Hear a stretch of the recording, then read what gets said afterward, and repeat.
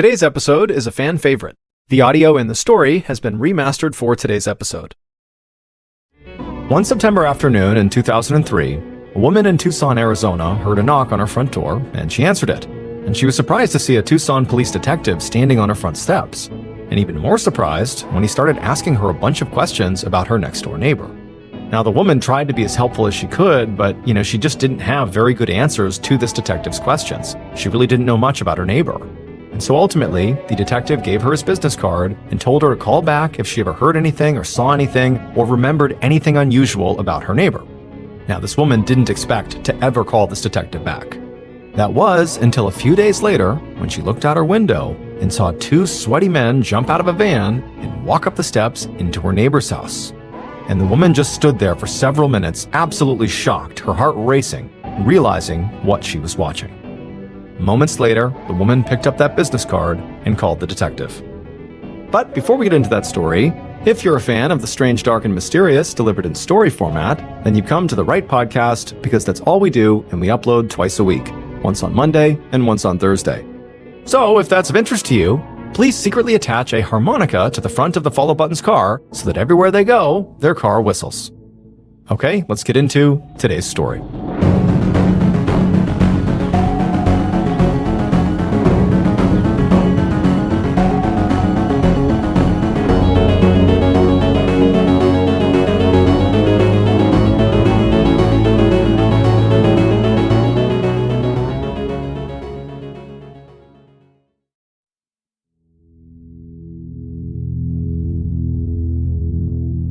On the evening of Wednesday, September 24th, 2003, 45-year-old Michael Albert Dohaquez laid down flat on his back on his yoga mat in front of a room full of his students at a yoga studio in downtown Tucson, Arizona.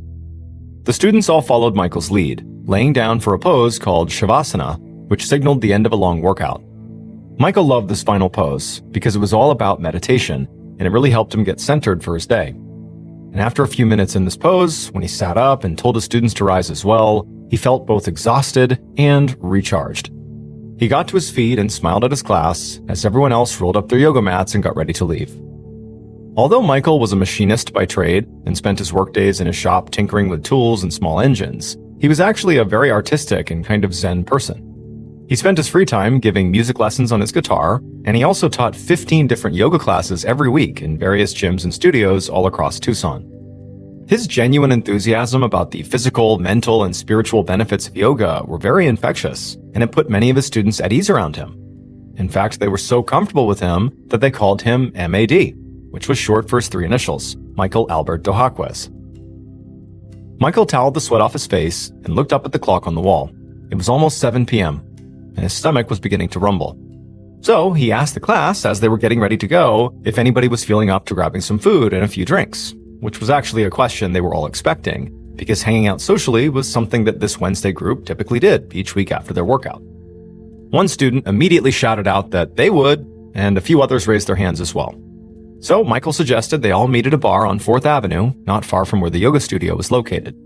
The students that were going all nodded their heads in agreement, and then all of them, the ones who were going and the ones who were not, all shuffled through the studio's door and outside to the parking lot. But before Michael shut off the studio lights and followed the group outside, he picked up his cell phone and called his girlfriend, Amber Trudell. He'd been seeing her off and on for about a year after first meeting her through his yoga lessons.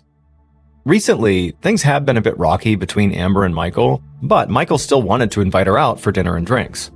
He figured that by having her be a part of a big group setting out at a public place, that would sort of give them a chance to have fun without the opportunity to argue, since if they argued, it would be in front of everyone. So that was a natural deterrent. After a few rings, Amber answered her phone, and Michael told her very enthusiastically about his plans and said that he would love it if she came out with them.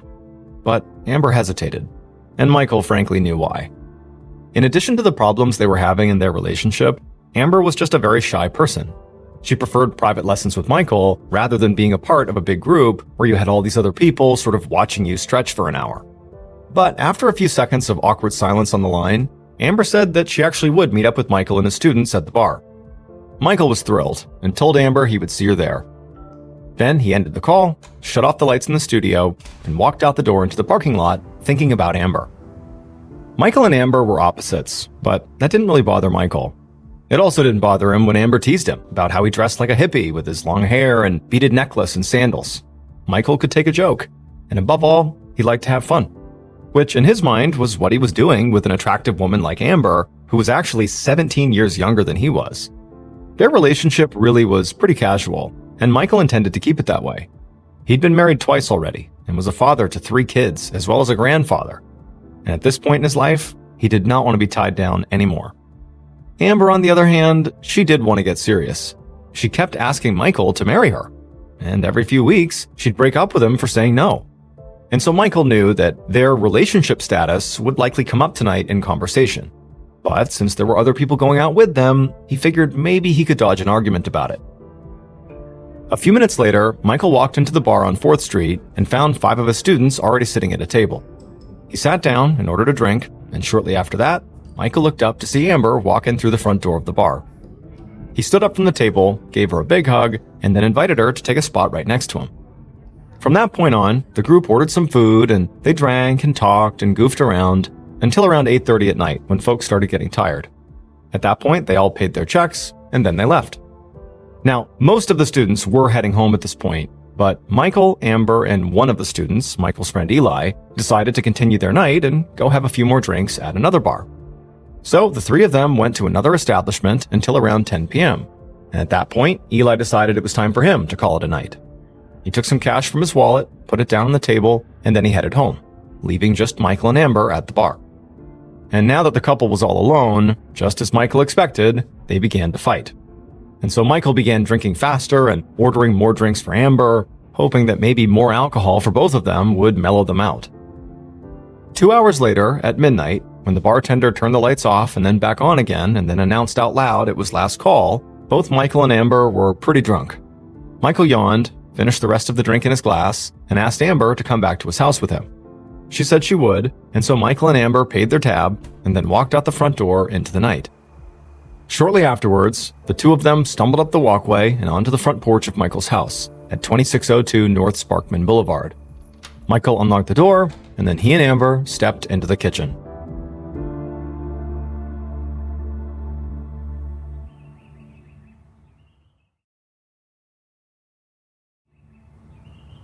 A day and a half later, on Friday, September 26th, at around 6:30 in the morning, a woman was walking her dog along North Sparkman Boulevard in Tucson. The street was in a pretty rough neighborhood where there were lots of burglaries and muggings, and so most people kind of kept to themselves when they were passing through. Usually, the woman walked her dog at a fast pace with her head down, avoiding eye contact with other pedestrians and avoiding looking into other people's properties. However, when the woman passed in front of number 2602, something caught her attention. Just beyond some brush obscuring the front patio, she saw a flash of something light-colored that was obviously not vegetation. She turned her head to look and blinked for a second in confusion, because what she was looking at didn't make sense. It was a person's bare legs and shorts splayed out on the patio. Now, the weather had been excruciatingly hot and muggy and stifling for the last few days, including today, so the woman at first thought that maybe this person up on the porch had passed out from the heat. Now, as soon as she thought that, her first instinct was to walk up and investigate and make sure this person was okay. But since this was not really a safe neighborhood, the idea of just strolling up to some stranger's property seemed kind of risky. But just then, she saw another man walking on the street towards his car, and she called out to him and pointed over at the legs on the patio and asked if he would go see what was the matter. The man looked over at the house and saw what the woman was pointing at and sort of looked puzzled for a second. Then he turned back to the woman and gave a thumbs up, like, "Yep, I'll go check it out." Then the man walked over to the porch. The woman watched as the man walked up to the porch, and right as he got close to the legs, he called out the name Michael. And then the man who was doing this checkup, he began backing up, and then he turned and actually started running back towards the woman, and as he passed her, he just said, "I'm calling 911."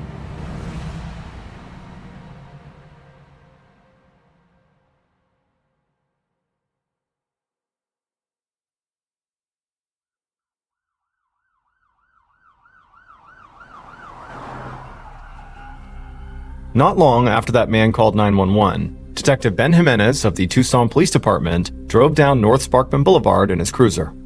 He came to a stop just outside of number 2602, put his cruiser in park, and cut the engine. Around him, he saw other squad cars and ambulances doing the same thing. Jimenez stepped out of his air-conditioned cruiser into the hot, muggy morning air. He took off his suit jacket and tossed it onto the driver's seat, and then shut the door. He rolled up the sleeves of his white dress shirt, loosened his tie, and then walked from the curb up to the porch of the house, until he was standing next to the dead body of a man who was lying face up and wearing yoga pants and a tank top. Jimenez was not the first member of the Tucson PD on the scene, and one of the other officers who was already there told him that the body he was looking at belonged to the home's resident, who was named Michael Dohaquez. The officer told Jimenez that the rest of the property was empty. Michael was their only victim. Jimenez put on a pair of disposable gloves and squatted down next to the body. He could see there was a single bullet wound in the center of Michael's forehead. Around the bullet wound, Jimenez could see a black star-shaped gunpowder burn. There was lots of dried blood on the porch floor around the head, and more blood on Michael's clothes and legs. Jimenez mentioned to the officer to be on the lookout for any shell casings. Then Jimenez put his hand up to Michael's exposed skin and found that it was actually still warm. The fact the body had not gone cold yet suggested that Michael may have been killed only a few hours earlier, probably in the early hours of Friday morning. Jimenez looked at Michael's hands and saw that they were covered in scratches, which told him that Michael very likely must have fought with his attacker. Jimenez stood back up, but just as he was about to walk inside the house, he stopped, because he noticed that some guitar and violin cases were haphazardly stacked up outside on the porch. And this struck him as odd, because nobody in this neighborhood would ever store expensive musical equipment outside, or really anything sort of like obviously expensive outside, because it could get stolen. But regardless, Jimenez stepped through the front door and into the kitchen, and as he did, he saw more music gear. This time it was an amplifier and a guitar stand that had been left to the side of the door just inside the house. On the floor near the gear, Jimenez saw broken glass from a shattered window pane. And so already, Jimenez was beginning to develop a theory. He wondered if maybe Michael had interrupted a robbery. Maybe the thief or thieves had been in the process of shuffling the musical equipment out of the house onto the porch, kind of stacking it up near the door as they were doing it, when Michael came out and confronted them. The broken glass in the kitchen suggested that the fight maybe started there, or at least in part happened right there, and then from there, they moved through the door onto the porch where Michael was ultimately shot. And then when Jimenez did a walkthrough of the rest of the property, he found in Michael's workshop that it was perfectly intact and none of the very obviously expensive tools had been taken or moved. And so to Jimenez, this cemented his theory that very likely Michael had interrupted a robbery. And so very likely, at least according to Jimenez's theory, after the robber shot Michael, he figured that they must have panicked and then just taken off without finishing the job. By this point, the crime scene was swarming with members of the forensics unit and also uniformed officers. Jimenez knew it would take hours to process the scene for blood, fingerprints, and other trace evidence, and also officers were already out knocking on doors in the neighborhood looking for witnesses. So Jimenez decided to leave and go talk to detectives in the burglary division to see if they had any similar cases or usual suspects. Back inside of headquarters, Detective Jimenez walked quickly to the burglary division. He rapped on the open door of one of the offices there and caught the attention of a detective at a desk. Jimenez explained the case he just caught, laid out his theory about a home robbery gone wrong, and then asked the detective if he had any recent robberies on or around North Sparkman Boulevard. And the second Jimenez mentioned North Sparkman Boulevard, he saw this detective's eyes light up. He shot straight up in his chair and very excitedly said that yes, he did in fact have something. Just 5 days earlier, on Sunday, he had arrested two men, Joseph Keyes and David Wynn, for robbing a home in that exact same neighborhood. But that wasn't all. First of all, Keyes and Wynn lived in a house that was just a mile away from Michael's place, and, most importantly, one of the items these two men had stolen was a guitar. Jimenez knew this was a great starting point, so he got Keyes and Wynn's home address from the detective. Then Jimenez returned to his own desk and began filling out an application for a search warrant. While he waited for a judge to approve his request, Jimenez's phone rang. It was one of the officers who'd been knocking on doors over on North Sparkman Boulevard. The officer told Jimenez that nobody in the area heard any gunshots or any unusual noises coming from Michael's house early on Friday morning. And nobody seemed to have seen Michael at all for a day or two. However, one neighbor told police that on Thursday afternoon, Michael must have been working in his workshop because they'd heard his compressor going. So, the neighborhood canvas had not produced a witness to the killing, but they were starting to build a picture of Michael's final hours. Jimenez thanked the officer for the good work and hung up the phone, feeling satisfied. Less than one full day into his investigation, and he already had a very promising working theory, he had a search warrant application out to a judge, and he was refining, his victim's final moments to really get a sense of what actually happened here. But for now, it was late in the evening, and he knew he had a long day ahead of him tomorrow. So he shut down his computer and left his office. The next morning was Saturday, and Detective Jimenez arrived at his office to find that his search warrant application for the home of Joseph Keyes and David Wynn had been approved. He also found a copy of the autopsy report waiting for him, along with a couple of reports from other detectives who had begun to reach out to Michael's friends and family. Now, Jimenez was very eager to go search Wynn and Keyes' house, but first he picked up the autopsy report, flipped it open, and gave it a quick read. The coroner had found a .38 caliber bullet lodged in Michael's brain. The star-shaped gunpowder burn around the entry wound meant it had been fired at close range, which Jimenez had already guessed. And also the coroner noted that the wounds on Michael's hands were indeed very likely defensive wounds. The most useful part of the report focused on Michael's time of death. When Jimenez got to the scene and he touched Michael's body, it was warm to the touch, and so he had assumed that very likely Michael had died recently. Jimenez just didn't know exactly when. And the coroner was able to confirm that suspicion. Because Michael had not yet gone through rigor mortis, the coroner was able to establish an actual time of death. Michael had been shot somewhere between 2 and 3 a.m. on Friday morning. And so this information meant that Jimenez could be very specific when he was investigating suspect alibis. This was great news. Jimenez rifled through the other reports, which laid out a rough timeline of Michael's activities before his death. He had taught a yoga class on Wednesday night and gone out for drinks afterwards with some students and a girlfriend who Michael's friends knew only as Amber. Then on Thursday, he'd apparently spent the entire day holed up inside of his studio working. Jimenez put the reports down. He'd have to work on tracking down Amber later, but for now, that was not his priority. Instead, he gathered up a team of officers and drove over to the home of Joseph Keyes and David Wynn. When they got there, they knocked on the door, they didn't get an answer, and so eventually they forced their way inside, and immediately they discovered that there was nobody home. However, pretty quickly, once Jimenez walked into the kitchen, he knew coming to this house had put him on the right track, because in the kitchen, there was this very random-looking pile of clothes.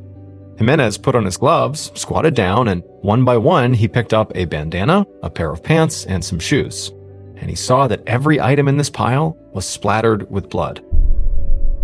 Jimenez was thinking that at this point, all he would need to do to close his case was get these items over to forensics and match the blood on these to the blood of his victim. But the next morning, when Jimenez walked into his office, he got two pieces of bad news, one right after the next. The first piece of bad news was that the forensics did not match. The blood found on the bandana, the pants, and the shoes was the wrong type. It didn't belong to Michael. And the second piece of bad news was that even though Joseph Keyes and David Wynn appeared to be the perfect suspects on paper for this murder, robbery detectives had found one big problem. When Michael was shot early on Friday morning, Keyes and Wynn were both already sitting inside of a jail cell. And so, just 2 days after Michael's body was found, Detective Jimenez found himself back at square one. Jimenez sat at his desk, flipping through reports from the crime scene, and hoping he'd stumble upon a detail that maybe he missed. And after about an hour of doing that, he did find something. On a list of items found inside of Michael's house, Jimenez saw a cell phone. At this time, in 2003, not everybody had a cell phone yet, so it wasn't something police immediately looked for when they arrived on a crime scene. Also, cell phones at this time did not contain the kind of evidence that they would today.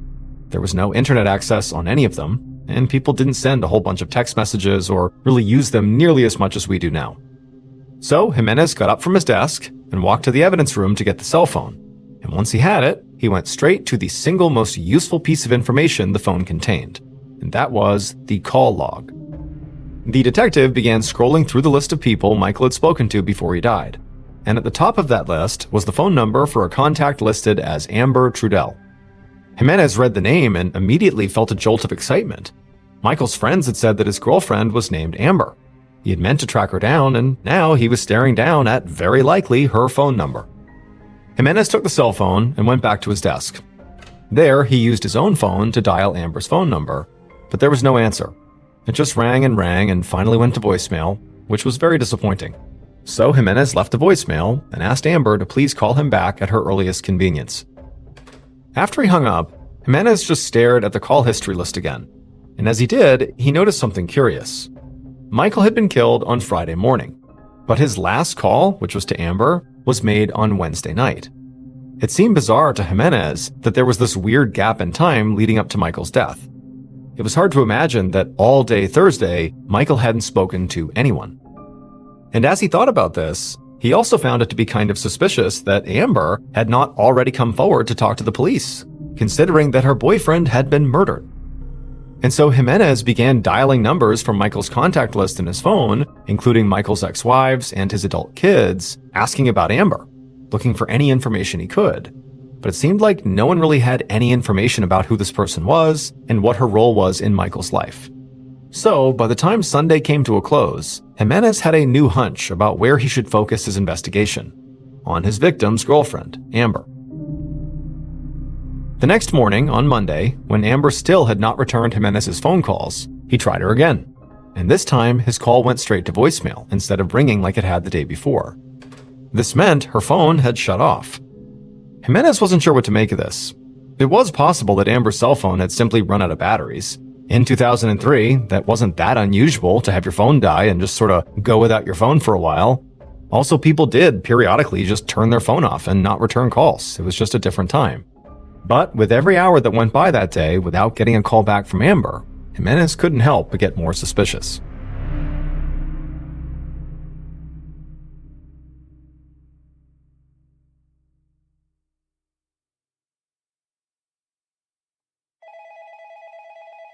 Finally, the next day on Tuesday, Jimenez got a phone call. When he picked it up, he hoped it was going to be Amber. But it wasn't Amber. It was Amber's boss, who Jimenez didn't know and had not called. And Amber's boss, who said she had heard about the murder on TV, had a story that changed everything Jimenez thought he knew about this case. The boss said that Amber worked for her as a bookkeeper at a charity called Child and Family Resources, and Amber was usually very reliable. But on Thursday, so a day before the murder, Amber had called out of work for what she said was a family emergency. She had been supposed to return a day ago, on Monday, but she hadn't shown up. And so Jimenez scribbled all this down, thinking that Amber did seem to make a pretty good suspect after all. But then Amber's boss said there was one more thing. Amber's relationship with Michael was not a typical boyfriend-girlfriend relationship. It was an affair. Amber was married. Less than an hour later, Detective Jimenez walked into the air-conditioned bagel shop where Amber's boss had said that Amber's husband worked. After he had wrapped up the call with Amber's boss, Jimenez was left with a feeling of whiplash. Until her boss had told him about the husband, he had been viewing Amber as a possible suspect, and a good one. But now he was starting to wonder if maybe she was some kind of a victim. After all, right now she was still unaccounted for, nobody had heard from her, and this affair certainly gave her husband a very solid motive to potentially harm her, or harm Michael, or both. All Amber's boss had known about Amber's husband was his name, Justin Goodwin, and his place of employment, this bagel shop. However, when Jimenez asked the employee at the counter if Justin Goodwin was working, the employee looked surprised and kind of nervous, and just shook his head and said no. Then he told Jimenez to wait and left the counter to go into an office in the back. And then after a minute, another man walked out to the counter and introduced himself as the manager. And he told Jimenez that he was sorry, but Justin had worked here, but he quit his job very suddenly just the day before. To Jimenez, it was sort of head-spinning how quickly this new theory that Justin could be involved here was picking up steam. So he asked the manager if he knew anything about Justin's wife, Amber. And the manager made a sort of pained expression. He told Jimenez that all he knew was that their relationship seemed very tumultuous. In fact, Justin had once missed work because he'd been arrested for domestic violence. Jimenez could barely contain his eagerness as he asked the manager for Justin's address. Then, after he got it, he left the bagel shop and sped to the home of his new prime suspect. But when Jimenez arrived, the lights were off in the house. The driveway was empty, and nobody answered the door. And so Jimenez walked around to a few of the nearby houses and spoke to the neighbors, sweating in the heat the whole time, but they all said that they hadn't seen Amber or Justin for at least a few days. Disappointed, Jimenez gave them all his card and asked them to call him if they remembered anything or if they saw or heard anything out of the ordinary. For the next 3 days, Jimenez and his team searched for Amber and Justin and put out notifications to neighboring police departments to be on the lookout for them. But he didn't make any progress until Friday, October 3rd, exactly 1 week after the murder, when one of the neighbors whose doors he had knocked on called him back. It was a woman, and she sounded breathless and excited. She told Jimenez that he had to come back to Justin's house right now, because at this very moment, she was standing at her window and watching as Justin and another man were taking all the furniture out of Justin's home and loading it into a rental van. Jimenez immediately ran out of his office, hopped in his cruiser, and he sped over to Justin's house. And when he got there, he saw a man who he instantly recognized from the mugshots as Justin himself. And just like the neighbor had said, Justin clearly was taking furniture from his house and putting it into this van. Jimenez hopped out of his cruiser, quickly identified himself as a detective, and asked Justin what he was doing and where his wife was. Immediately, Justin looked nervous. He told Jimenez he was moving, which certainly wasn't illegal, and as for his wife, he said he had no idea. He said they were getting a divorce, and she was on her own. Then Justin did something that caught Jimenez totally by surprise. It was swelteringly hot outside, and at some point Justin lifted up his shirt to wipe the sweat off his face. And when he did, Jimenez saw tucked in Justin's waistband was a gun. Now, Jimenez had no idea if Justin had a license to carry this gun, but considering the entire circumstances, it was too much to overlook. And he told Justin he had to come down to the station and answer some questions.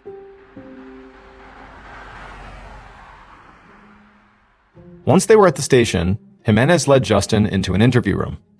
At this point, the red flags around Justin were almost comically conspicuous. He had been arrested for domestic violence in the past, his wife was having an affair and now she was missing, and her affair partner had been shot to death. Justin had quit his job and cleaned out the house where he and Amber lived, all while armed with a gun. So when Jimenez sat down at the table inside of this interview room, he felt pretty confident that he had his killer right in front of him. Jimenez handed Justin a bottle of water and then began asking him questions, starting with, did he know a man named Michael Dohaquez? Jimenez watched as Justin took the cap off his water and raised it to his mouth before answering, and he saw that Justin's hand was visibly shaking. After a second, Justin just said no, he didn't know anybody by that name. When Jimenez followed up and said that Michael and Amber were having an affair, Justin denied knowing that too.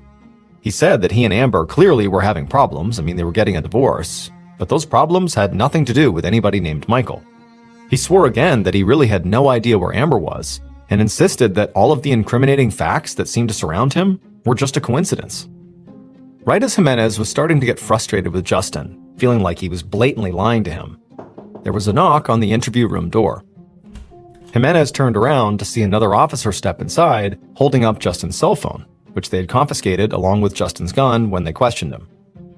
The officer apologized for interrupting, but asked Jimenez if he could please step out of the room and speak to him for a moment. Jimenez got up and left the interview room, and the officer handed him Justin's cell phone. He explained that the whole time Jimenez had been questioning Justin, it had been ringing incessantly, and finally he had just picked it up. The voice on the other end belonged to a woman, and she had hung up as soon as he, the officer, had identified himself as police. However, the officer had traced the phone number and found that it belonged to the Extended Stay America Hotel right there in Tucson. Jimenez could not believe his luck. Whoever that was calling Justin, if he could just catch them before they left that hotel, they might be able to give him some real answers about what Justin had been up to for the past few days. So Jimenez asked the officer to keep an eye on Justin because he was going to go track down this mystery caller. A half an hour later, Jimenez was offering a pleasant but very impatient smile to the employee behind the front desk at the Extended Stay America Hotel. The detective had no way of knowing what room the mystery calls had come from, so the employee was looking it up for him, but it was taking forever. Finally, though, the employee looked up and said he did have a woman staying in the room where the calls came from, and the employee said that woman's name was Amber Trudell.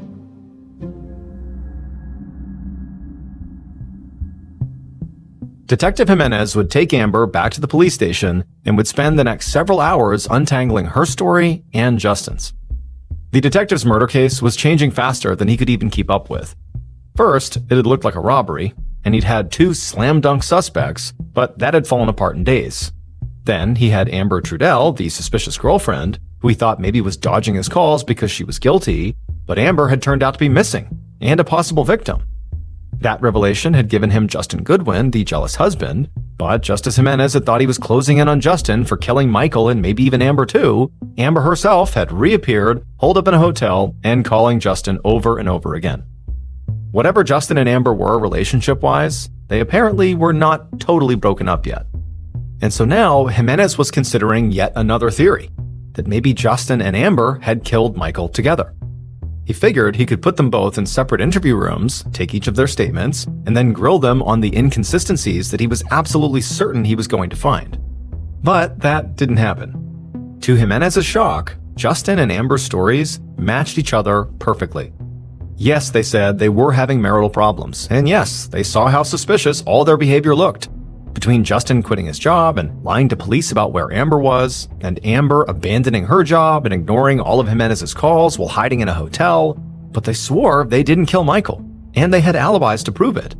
Because on Thursday morning, so almost a full 24 hours before the murder, they had left Tucson, headed 3.5 hours north to a mountain town called Sholo, Arizona, where Justin's mother and stepfather lived. They told Jimenez to call Justin's parents and check for himself. And so Jimenez did just that, not really sure what to expect. He didn't really have high hopes here that they were going to actually be able to confirm their alibi. But it would turn out that Justin's stepfather, he was a retired police detective, and he was very straightforward and specific about the timeline. And even though this kind of poked a hole in his whole case, Jimenez believed him.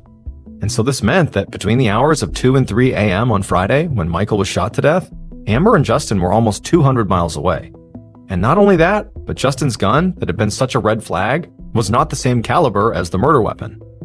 And so Jimenez's best suspects were just more dead ends. Jimenez let Amber and Justin leave the police station, and he went back to his desk, where he slumped in his chair and stared miserably at nothing. By now, it was late in the day, and Jimenez had no new ideas. His case was turning out to be much more complicated than he had initially thought, and now nothing was making any sense. And so he figured, what he really needed to do now was just take the weekend and look at the case with fresh eyes on Monday. There had to be something he was missing, some piece of evidence that he was either misinterpreting or missing altogether. He decided he would make one more phone call and then head home. He picked up the phone on his desk and dialed the number for the coroner's office. And like he expected, on a Friday night, nobody picked up. So he left a voicemail asking the coroner to take one more look at all the Michael Dohakwa's evidence. He explained he wasn't totally sure what he was looking for, but something just didn't feel right, and he wanted the coroner to look really closely one more time so that he had sort of a good starting point on Monday. Then Jimenez hung up the phone, picked up his jacket, and headed home. The tip that would break this case wide open came early the following week, but the tip didn't come from the coroner. It was a phone call from someone Detective Jimenez had spoken to already in this investigation, and who he never expected to hear from again. This person said that Jimenez had to come meet with them right now, and Jimenez didn't hesitate, because what this person had to say didn't make sense with the rest of the evidence that the detective had. But the detective no longer trusted all of his evidence. He was sure there was something wrong with his facts, he just wasn't sure what it was, and so maybe this was part of it. Jimenez drove out to meet the person who called him, and the person took him for a walk. They said they wanted to show him a hole that they had found in the dirt. And when Jimenez got to that hole, he stood there panting in the warm air, and he realized that finally, he knew who his murderer was. He just had to figure out how this was possible. And this is where the coroner came in. Because shortly after Jimenez got back to the station, the coroner called to tell Jimenez that he had been right. They had all misinterpreted one very important piece of evidence. The truth had been right in front of them all along. They just hadn't put it together. Based on evidence collected over the course of a few weeks and the revised results of the autopsy, this is what police believe happened to Michael Dohakwa on the morning that he was killed.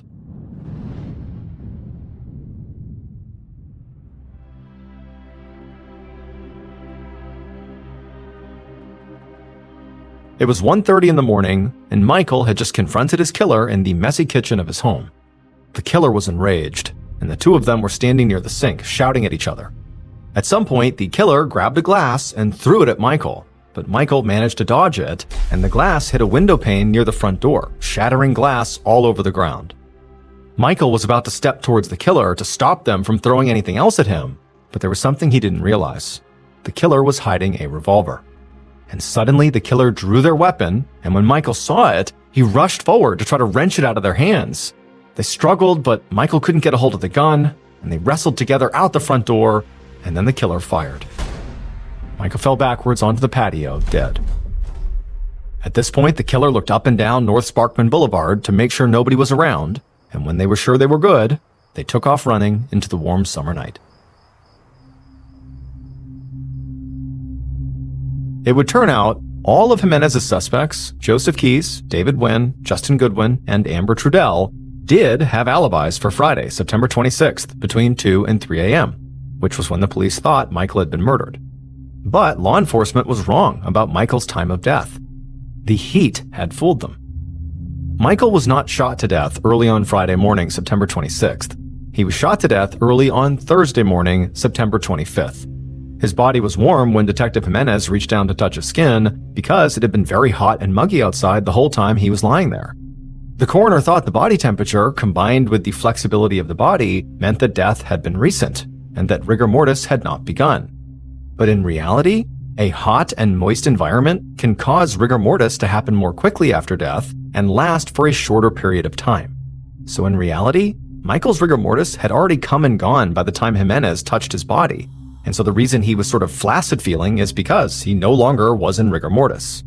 And so when the coroner had gone back over the evidence at Detective Jimenez's request, he found something he had missed. Michael's body had larvae in its eyes, which was an indication that he had been dead for a lot longer than a few hours.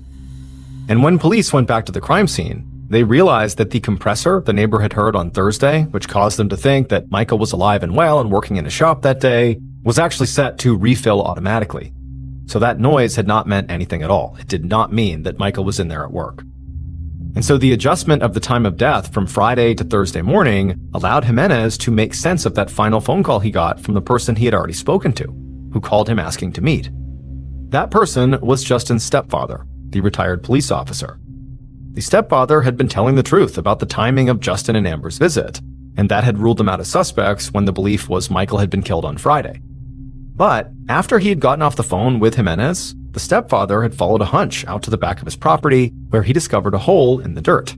And inside that hole was the murder weapon. But the person who hid that gun was not Justin. It was his soon-to-be ex-wife, Amber Trudell. On Friday, October 10th, an arrest warrant and a nationwide alert was issued for Amber, who had fled Tucson. U.S. Marshals arrested Amber at her grandmother's house in New York.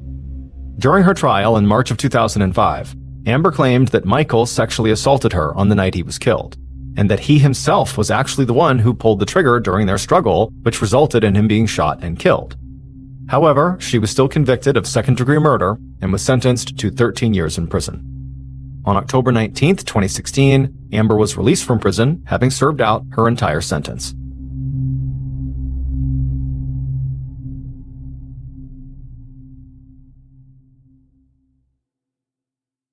A quick note about our stories. They are all based on true events, but we sometimes use pseudonyms to protect the people involved, and some details are fictionalized for dramatic purposes. The MrBallen Podcast, Strange, Dark, and Mysterious Stories, is hosted and executive produced by me, Mr. Ballen. Our head of writing is Evan Allen. Our head of production is Zach Levitt. Produced by Jeremy Bone. Research and fact-checking by Shelley Shue, Samantha Van Hoos, Evan Beamer, Abigail Shumway, and Camille Callahan.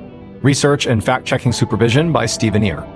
Audio editing and post-produced by Whit Lacasio, Jordan Stidham, and Cole Lacasio. Mixed and mastered by Brendan Kane. Production coordination by Samantha Collins. Production support by Antonio Manata and Delana Corley. Artwork by Jessica Clogston-Kiner. Theme song called Something Wicked by Ross Bugden. Thank you for listening to the MrBallen Podcast. If you enjoyed today's story and you want to hear more like it, go ahead and check out our YouTube channel, just called MrBallen, where we have hundreds more stories, a lot like this one, but most of them are not available on this podcast. They are only available on that YouTube channel, which again is just called MrBallen. So that's going to do it. I really appreciate your support. Until next time, see ya. In 2011, a police officer spotted a woman on a busy street in Japan. and he couldn't believe what he was seeing. He looked at a photo on his phone and then back at this woman and thought, yeah, that's definitely her. He'd been tasked with finding this woman and bringing her back home. It was a pretty basic task, but he'd managed to complete it way faster than he thought he would. The officer rushed down the street, greeted the woman, and she confirmed that yes, she was the person he was looking for. So he led her back to his car, drove her back home, and that was that.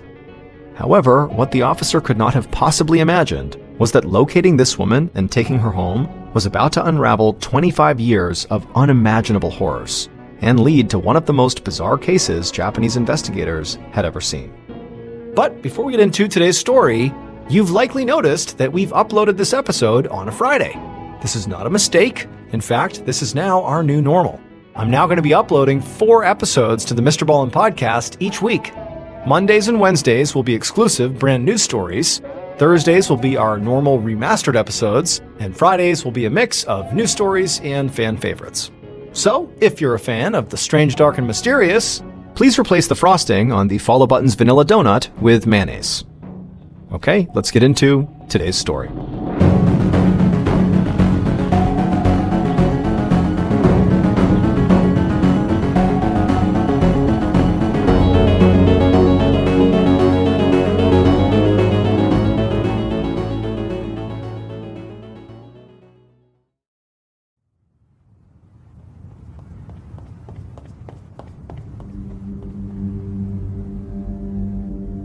Miyoko Sumida raced down the sidewalk in Amagasaki, Japan, trying to will her body to go faster. Miyoko was 63 years old, and she couldn't remember the last time she had run, and her lungs were on fire, and her legs felt heavy.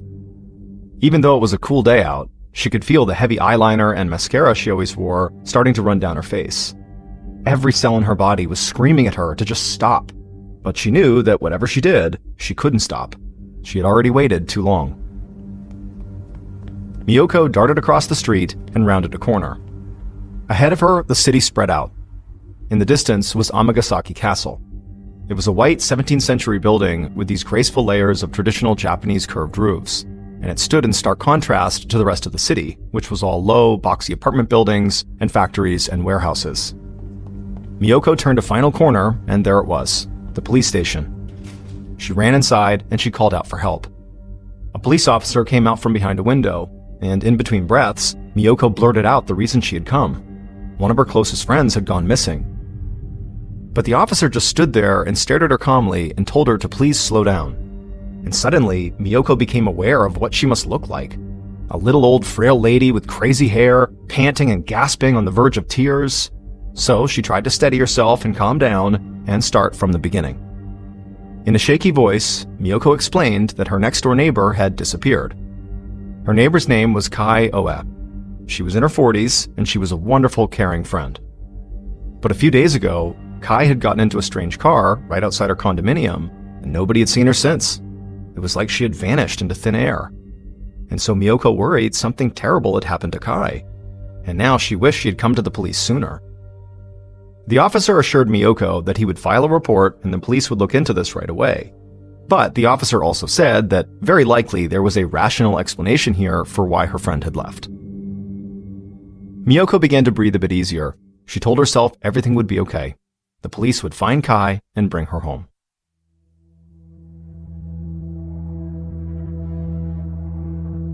On November 9th, 2011, a week and a half after Miyoko reported Kai missing, a foreman and his work crew arrived at an old abandoned warehouse in the industrial section of Amagasaki. This warehouse was only a few miles from where Kai had last been seen, but the foreman and his crew didn't know anything about that. They just knew this was where the job they had been hired for was taking place. They were supposed to move some cargo that had been left inside the warehouse to a new location. When the foreman led the crew inside, they saw this vast, mostly empty space with trash and dust on the concrete floor and cobwebs on the walls. There were a few labeled crates scattered around, and so the foreman told his men to start moving them out to the truck. And as the crew took each item out, the foreman would mark it off his list. But then, at some point, one of the workers noticed something tucked away in a dark corner of the warehouse. The worker walked over to it and realized it was this big metal drum, like a barrel that might be used to store oil. At first, he just assumed it was part of the cargo they were supposed to move, so he grabbed it and tried to slide it across the floor. But the drum didn't budge. The worker laughed at himself. He was a pretty strong guy, and he figured he should be able to move a single metal drum on his own, so he took a breath, squatted down, gripped the top of the drum, and tried really hard to pull it out of the corner. But still, it didn't move. A couple of the other workers saw him doing this, and so they joined him in the corner. Together, they all gripped the metal drum and pulled. And it moved, but barely. At this point, the foreman came over to see if he could help, and when he did, he immediately noticed that this drum did not have any markings on it. And he thought that was very strange, because the other items they had come to move had all been very clearly labeled. And so the foreman glanced down at his list, and he did not see the metal drum anywhere on it. This sudden mystery got the crew excited, and they wondered what might be inside of this drum. Maybe there was something valuable or illegal. The foreman thought about just leaving the drum alone, but if it was a valuable item that somehow didn't make it onto this list but was required to be moved, well, the client would be angry if it was left behind. So the foreman told his crew to open the drum to see what was inside. Then they'd figure out what to do with it. The men were all in good spirits and joking with each other as they pulled on the lid, and the foreman could feel his heart beating faster with the anticipation of what they might find inside. Suddenly, the metal lid came loose, and it clanged to the floor. The foreman and his men leaned over the barrel to see what was inside. And for a second, there was absolute silence in the warehouse. As the foreman stared down into the drum, it was like everything around him disappeared. Finally, one of his men let out this awful, strangled scream, and it was like it snapped the foreman back into reality. He fumbled to dig his phone out of his pocket, and then with a shaking hand, he dialed 110, the emergency line for police.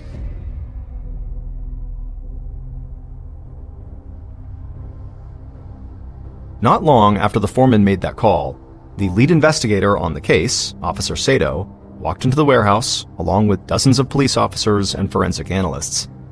The foreman and his crew were still inside, but they had all moved as far away as they could from the drum. Officer Sato nodded at the men, but did not stop to talk to them. Instead, he headed straight for the drum in the corner of the room. And when he reached it and he peered inside, he gave a long, sad sigh. Inside the drum was the twisted body of a dead woman. And there was something else inside of that drum that also horrified Sato. Someone had poured cement inside the drum, and it had hardened and partially encased the woman's lower body. But he could still see enough of the victim to guess that she was probably in her 60s. She had gray hair and wrinkles.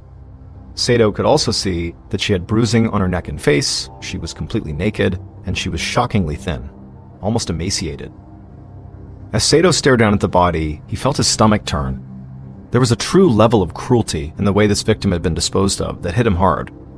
But beyond his emotional reaction to this, Sato was also confused, because this scene didn't make sense.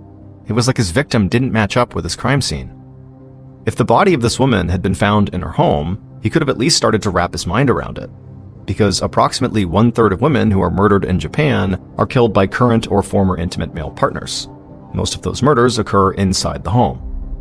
But this didn't look anything like a domestic violence killing. In fact, Sato could only think of a few instances that involved covering up and abandoning a body like this, and all of those instances were connected to gang violence. In Japan, these gangs are referred to as yakuza, which is kind of like saying the mafia. Sato knew there were yakuza groups in the city. They typically engaged in financial crimes like extortion, smuggling, and prostitution. But there were occasional episodes of major violence, including murder. Still, yakuza violence typically occurred between different gang factions, not between gang members and normal everyday people. And Sato just couldn't imagine how the victim, this older woman, could have possibly gotten mixed up with the local gang. Sato called over a forensics officer.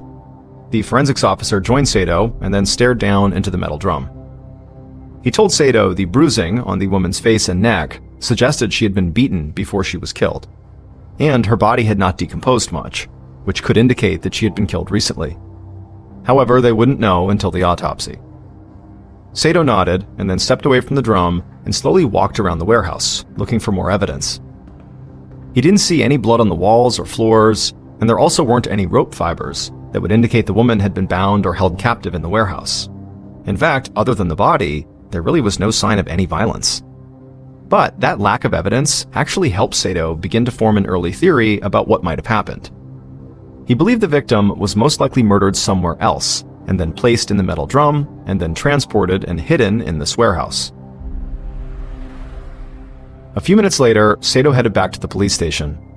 He knew he really needed the autopsy before his investigation would have a clear direction, because the autopsy would show him who the victim was.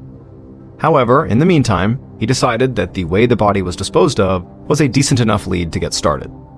The Yakuza had been known to leave their victims in metal drums, so he would start with them.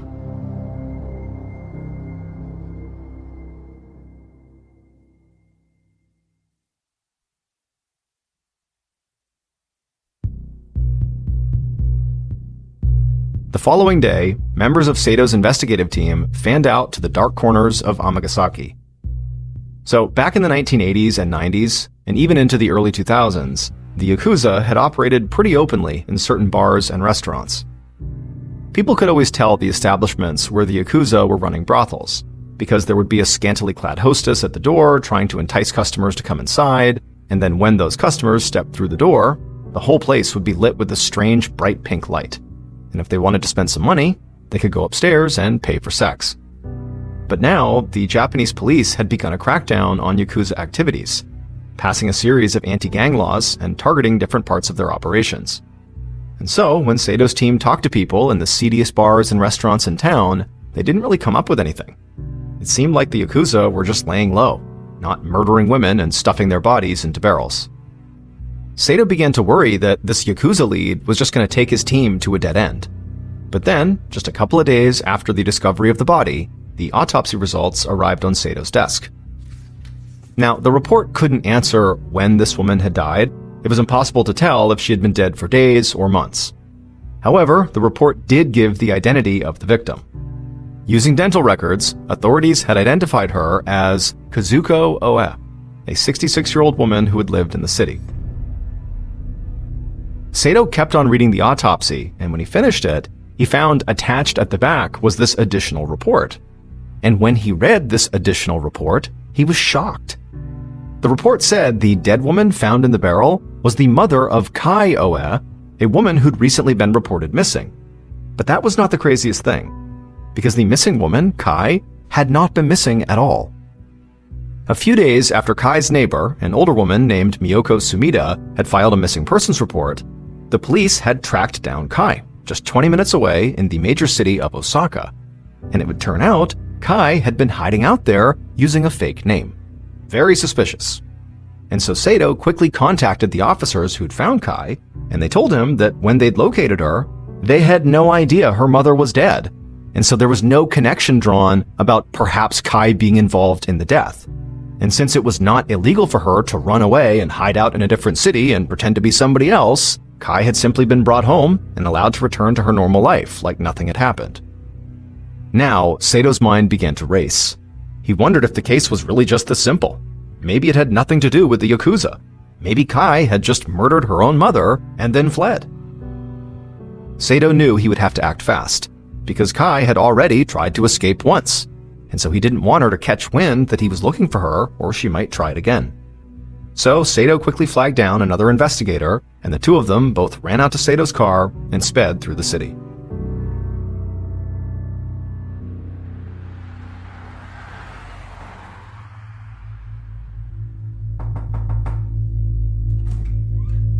When Officer Sato and the other investigator knocked on the front door of Kai's condominium, a short, nervous-looking man in his 40s greeted them.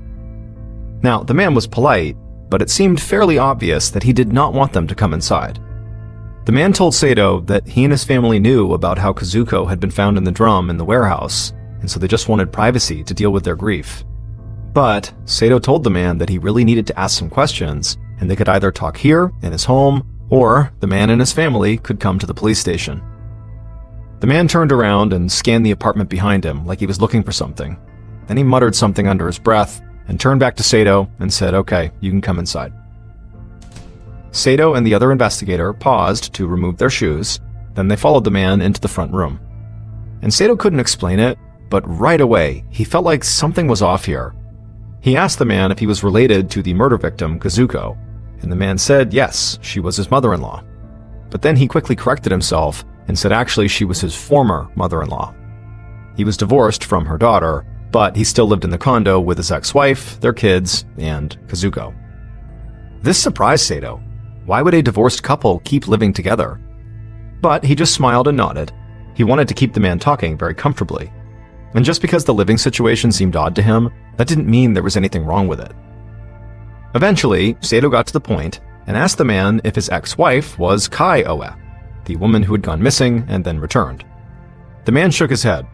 He said he had been married to Kai's younger sister, but Kai actually also lived with them in the condo. The man paused and again looked around the room like he was searching for something. Then he turned back to Sato and just began to laugh. Sato glanced at the other investigator, and he looked as creeped out as Sato did. There was something so strange about this man, and it wasn't just that he clearly was very nervous.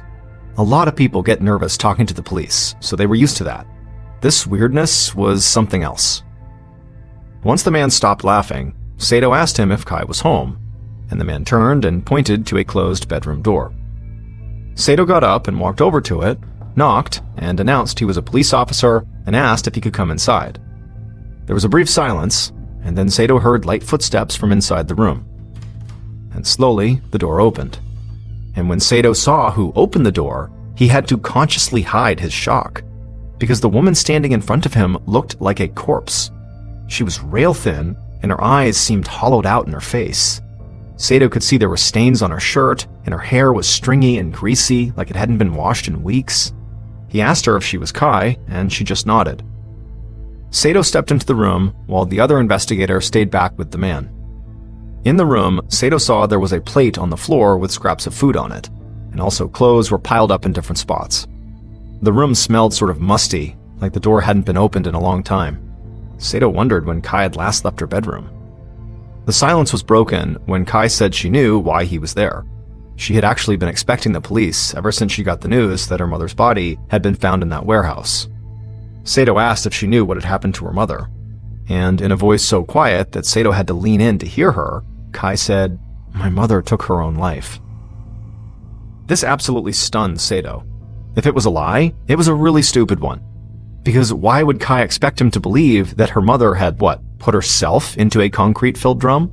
Or was she suggesting that her mother had killed herself, and then Kai, or maybe somebody else in her family, had then disposed of the body by putting it in the drum?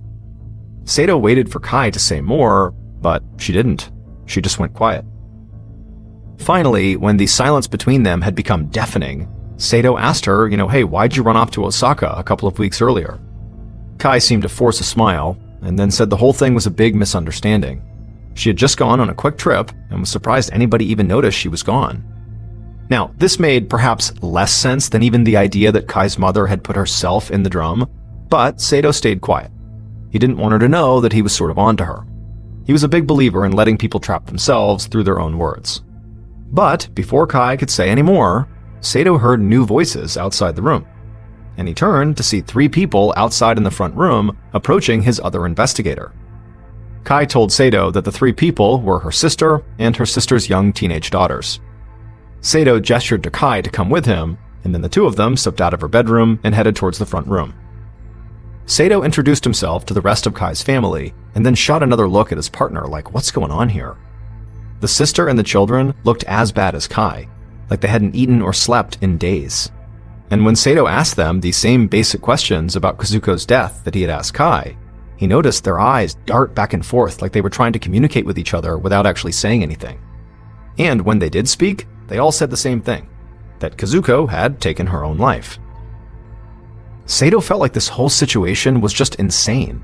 He had arrived here thinking maybe Kai was involved in her mother's death, but now, after seeing Kai and her family and the unsettling way they were all living, he had no idea what was going on here.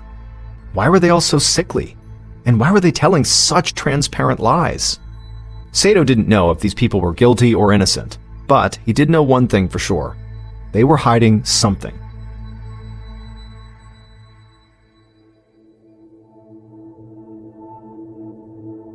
He told the family they would follow up soon, and then he and his partner stepped outside. And then once they were out there, Sato said to his partner that, hey, while we're here, we should speak to the neighbors to see if any of them have a clue about what is going on inside of that condo. They began knocking on doors, but the neighbors would just say they knew nothing and then quickly retreat back inside. Now, this actually was not surprising to Sato. In Japanese culture, people were often reluctant to speak about other families' lives, especially if that family was doing something illegal or if they were mourning the loss of a loved one. But Sato had hoped he would have at least one opportunity for a helpful interview with a neighbor. He had looked at the missing person report that had been filed about Kai, and he knew that the older woman who filed it, Miyoko Sumida, lived right next door. Now, the investigators had actually already knocked on her door, but she hadn't answered. However, Sato figured they should try one more time before they left. After all, she's the one who filed the missing persons report, and so if anybody had more insight on the family, it would be her. And this time, when they knocked on Miyoko's door again, she did answer. However, she just seemed really scared and quickly apologized and said she had nothing more to say. Sato and his partner were about to just give up and leave when a young couple opened up their door and actually invited the investigators inside.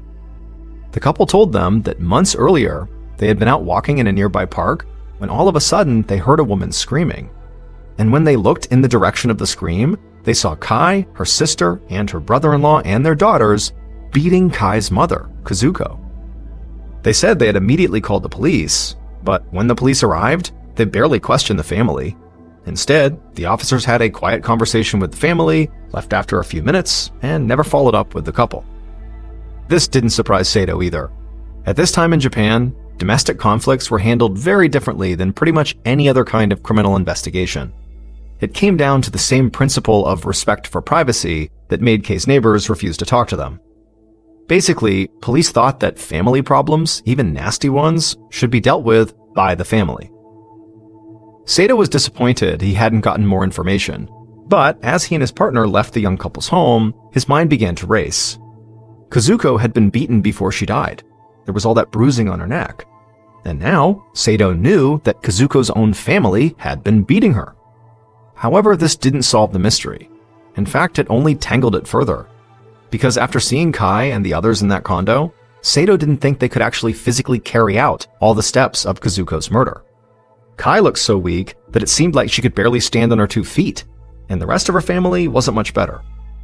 So how could they beat Kazuko to death, then transport her body to the warehouse and cover it with cement? Sato could not answer those questions, and he didn't even know where to look. The next afternoon, Sato was at his desk trying to figure out his next step when his phone rang. He picked it up, and the man on the other end spoke barely above a whisper, and he said, "I have important information about Kazuko Oe's murder." Sato felt a rush of adrenaline, and instinctively he just stood up at his desk. He asked who the caller was, but the man wouldn't give a name, and Sato didn't want to scare him off, so he didn't press.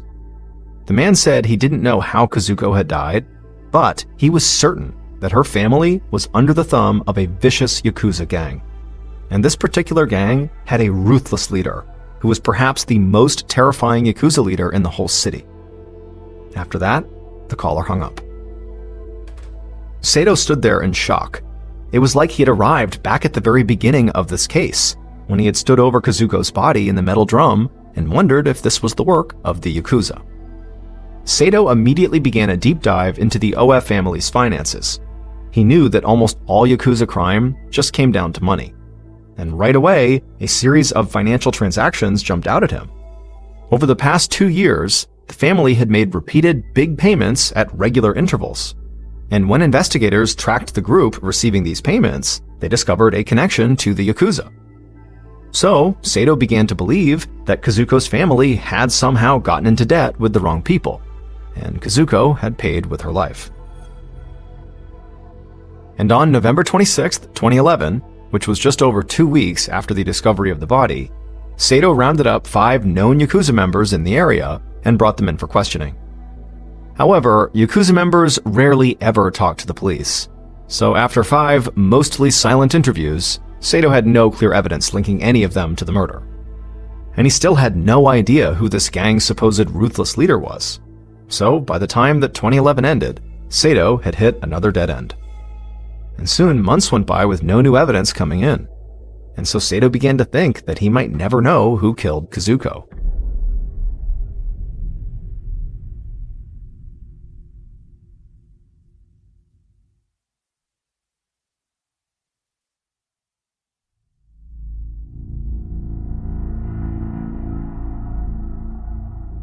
On October 14th, 2012, so 11 months after the discovery of Kazuko's body, a pair of Amagasaki police officers approached an empty one-story house in a residential neighborhood. They were following up on an anonymous tip, very similar to the one that Sato had gotten. From the outside, the house looked like every other house on the block. But the second the officers opened the door, they knew something was very wrong with this place. The faint odor of something rotten filled the front room. The power was out, so the officers turned on their flashlights and headed down a dark hallway. The further they went into the house, the worse the smell got. Towards the back of the house, the officers found a room that was closed off by traditional Japanese sliding doors with wood frames covered in opaque paper. As they approached it, the rotten smell became almost unbearable. They braced themselves and then opened the sliding doors. Inside, they saw 6 large tatami mats made of thick woven straw covering the floor. Traditionally, shoes and socks would be removed before stepping on these mats, but the officers just quickly walked into the room, because they were sure that whatever they were looking for was somewhere inside of here. The rotten smell seemed to be coming from somewhere below them, so one of the officers crouched down, held his breath, grabbed the edge of the mat in the center of the room, and started to pull. And as the mat slid away, darkness opened up beneath it, and the officer shouted to his partner to come look. Under the mat, there was a hole in the floor, and when the officers peered down inside of it, what they saw made them want to run out of the room and vomit, because at the bottom of that hole, partially encased in cement, were 3 naked, decomposing bodies. These officers quickly alerted Officer Sato, and it didn't take long for Sato to discover that these 3 new victims shared a common link with his original victim, Kazuko Oe.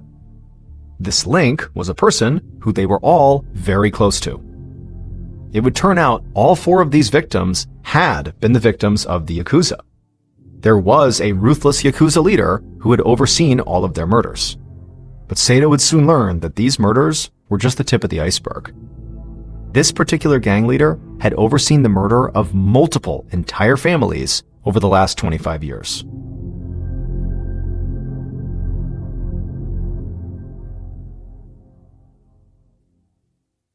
Based on evidence discovered at several crime scenes and from interviews conducted over the course of a year, the following is a reconstruction of what police believe happened to Kazuko Oe.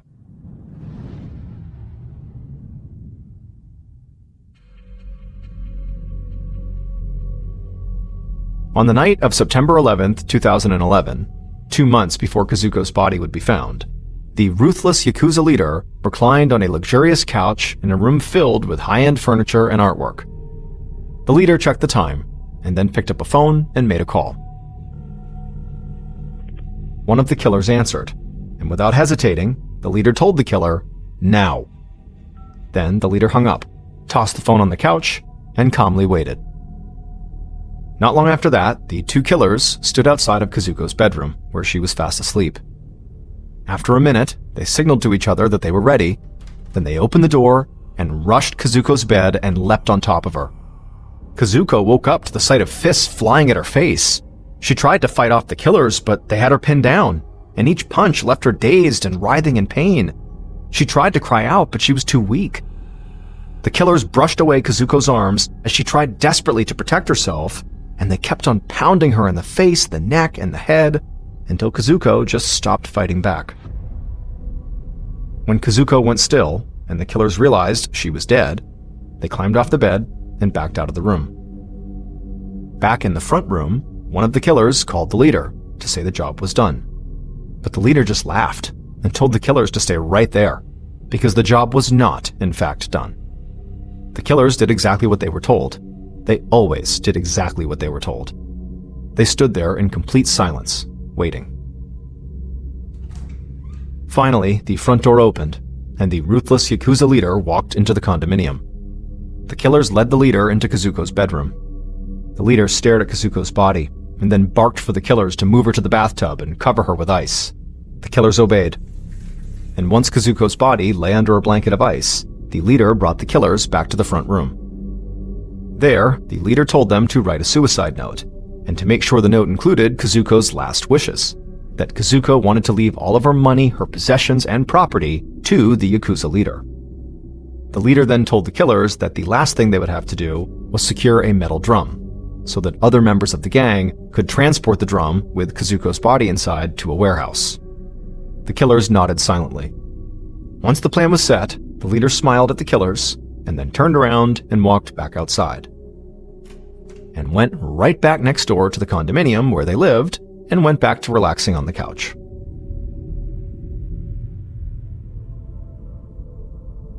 The ruthless Yakuza leader, who had ordered the brutal murder of Kazuko Oe and who had presided for more than 2 decades over a secret and twisted reign of terror, was literally the last person Sato or anyone else had expected when this investigation began. Because the leader didn't look like some hardened criminal who could rule people through physical intimidation. Instead, she looked like a kind old woman. Her name was Miyoko Sumida. She was the 63-year-old woman who had rushed to the police to tell them that her neighbor, Kai Oe, had gone missing, and she was so upset about it. But to just call Miyoko a Yakuza leader would be a huge understatement. Miyoko was more like a serial killer and a cult leader. Over the course of their investigation, Sato and his team discovered that Miyoko's introduction to cruelty and brutality had come at a very young age. She grew up in Amagasaki during the chaos of post-World War II Japan, when the country was trying to recover from the devastation of the war. During that time, certain areas of the country bordered on lawlessness, and Miyoko's father had taken full advantage of that.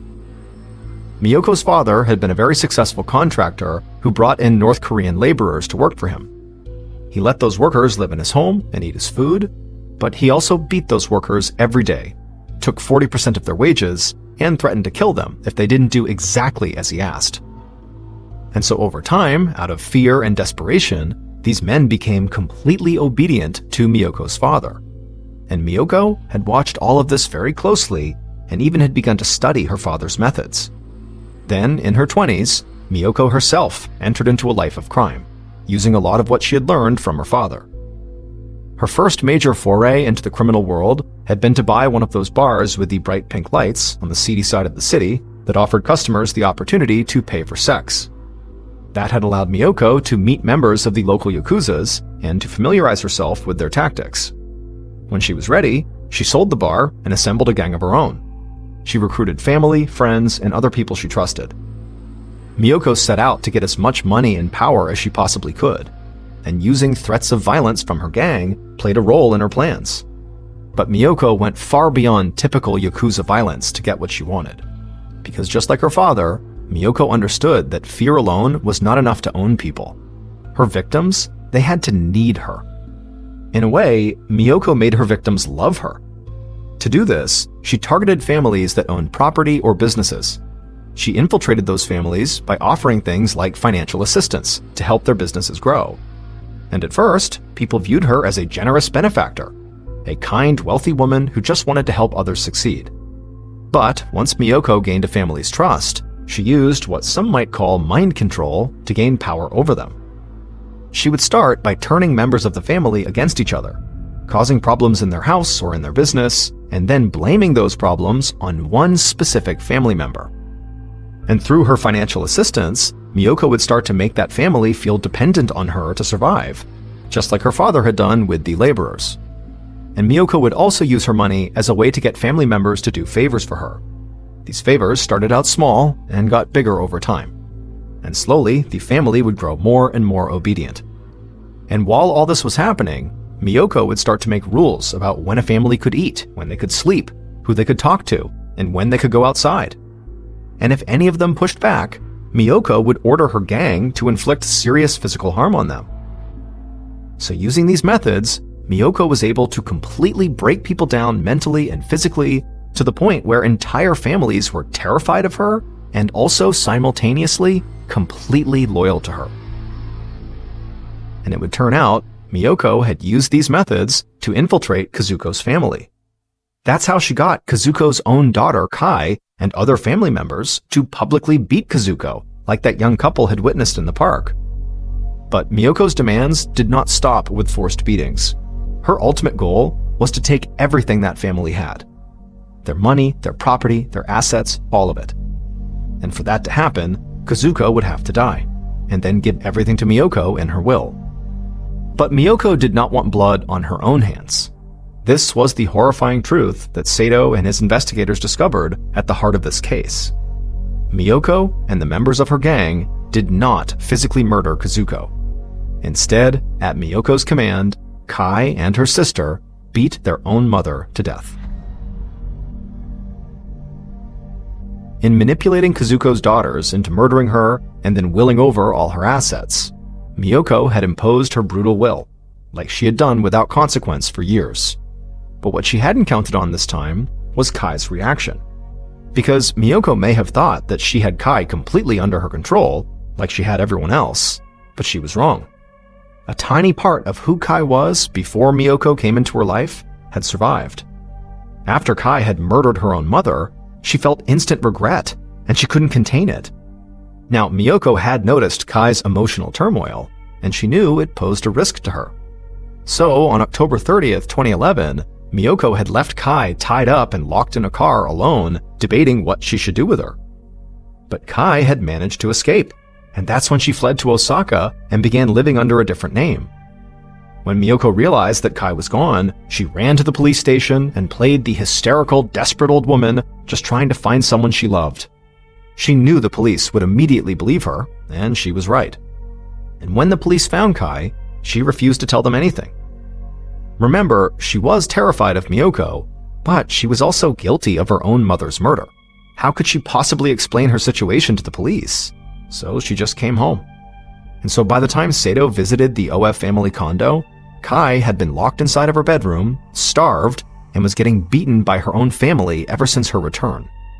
And Kai almost certainly would have suffered the same fate as her mother if that work crew in the old abandoned warehouse hadn't gotten curious about the unmarked drum mixed in with the rest of their cargo. It would turn out that over the course of 25 years, Miyoko had infiltrated and destroyed at least 5 families, including the family that was found under the floor. And each time, Miyoko had manipulated members of those families to kill each other or to kill themselves. In the end, police charged Miyoko with 8 murders, but they were only able to recover 6 bodies. And there are a lot of people who believe that Miyoko has been involved in even more murders. Kai and her sister were ultimately treated as victims in Miyoko's crimes, and they were not charged in their mother's murder. In December of 2012, while in prison, Miyoko strangled herself with her own clothes and died in her cell. After her death, Miyoko would come to be known in Japan by names like the Killer Grandma, Piranha, and the Demon. But to this day, some people refuse to believe that Miyoko is actually dead. They argue that she simply used her powers of manipulation to fake her own death and escape from prison.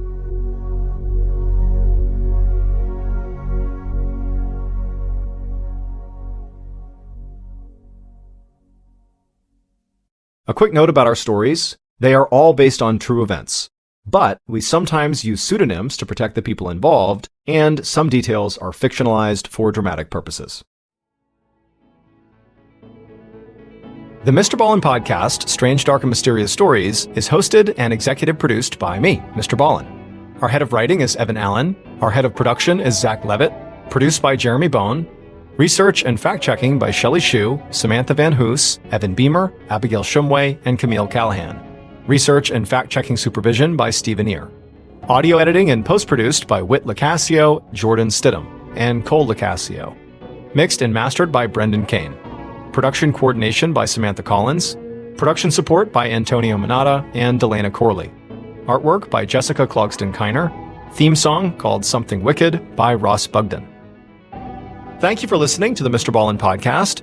If you enjoyed today's story and you want to hear more like it, go ahead and check out our YouTube channel, just called MrBallen, where we have hundreds more stories, a lot like this one, but most of them are not available on this podcast. They are only available on that YouTube channel, which again is just called MrBallen.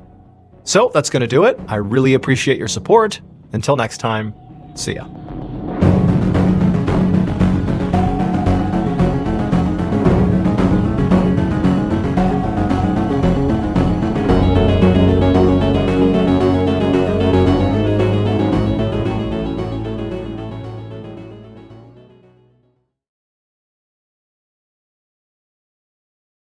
Today's episode is a fan favorite. The audio in the story has been remastered for today's episode. One afternoon in January of 1998, a prosecutor for the state of Georgia sat in the very back row of seats in a courtroom where a divorce trial was unfolding. Now, this prosecutor was not involved in this divorce case. He handled murder trials. But he had still come here today because he had gotten a very surprising phone call about an unsolved murder case he had worked on a year and a half earlier. The caller had told him that the testimony in this divorce case could potentially solve that murder. Now, in the courtroom, the prosecutor felt his heart rate pick up as the witness he had been waiting for finally took the stand. And as soon as the witness began talking, the prosecutor knew he had just solved that murder.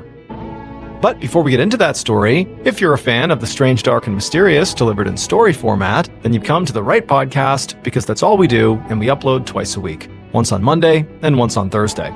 So, if that's of interest to you, on the next very hot day, offer the follow button a nice ice-cold cup of water. Except don't tell them it's actually white vinegar. Okay, let's get into today's story.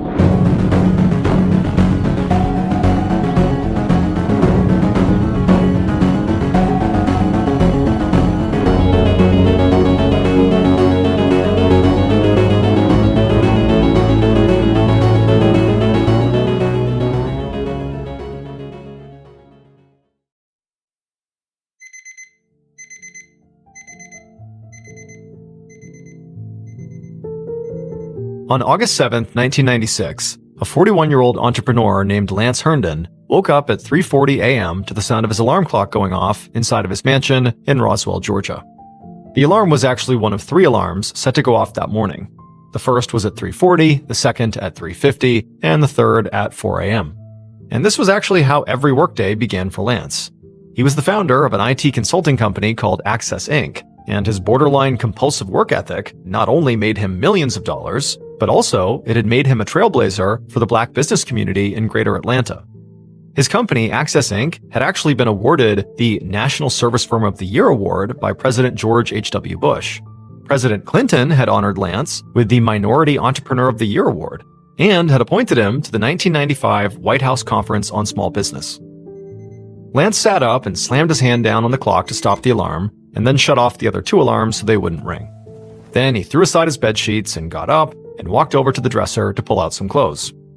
On top of his dresser, he kept a sexy lingerie photograph of one of his girlfriends, a woman he'd been seeing for years named Kathy Collins. Now, usually when Lance saw this photograph, he would smile, but today he flipped it face down so he wouldn't have to look at it. He was going to have to break up with Kathy, and he was not looking forward to it. Lance and Kathy had been on again, off again since they first met 3 years ago. But they'd rekindled things for real about 7 months ago, and she had moved most of her stuff into his house. But for Lance, this progression sort of made the whole thing feel too serious. He sort of preferred to play the field. In fact, at that very moment, he didn't just have this one girlfriend. He had another steady girlfriend, a 27-year-old college student named Dion Baugh, and he was also interested in another woman that he had just met who worked as a school teacher. Plus, he was also still dealing with the fallout from his divorce from his 3rd wife, Janine Herndon, who he had a 4-year-old son with. Lance actually had to keep meticulous notes in his calendar just to keep all of this straight, and it was really starting to wear on him. Plus, in addition to dumping Kathy, something he knew he needed to do soon, he was also considering dumping Dion as well, because she was the jealous type and he just felt like he didn't need the drama. But for now, Lance threw on a shirt and a pair of pants and then headed downstairs into his basement, where he had a full working office set up for his IT company.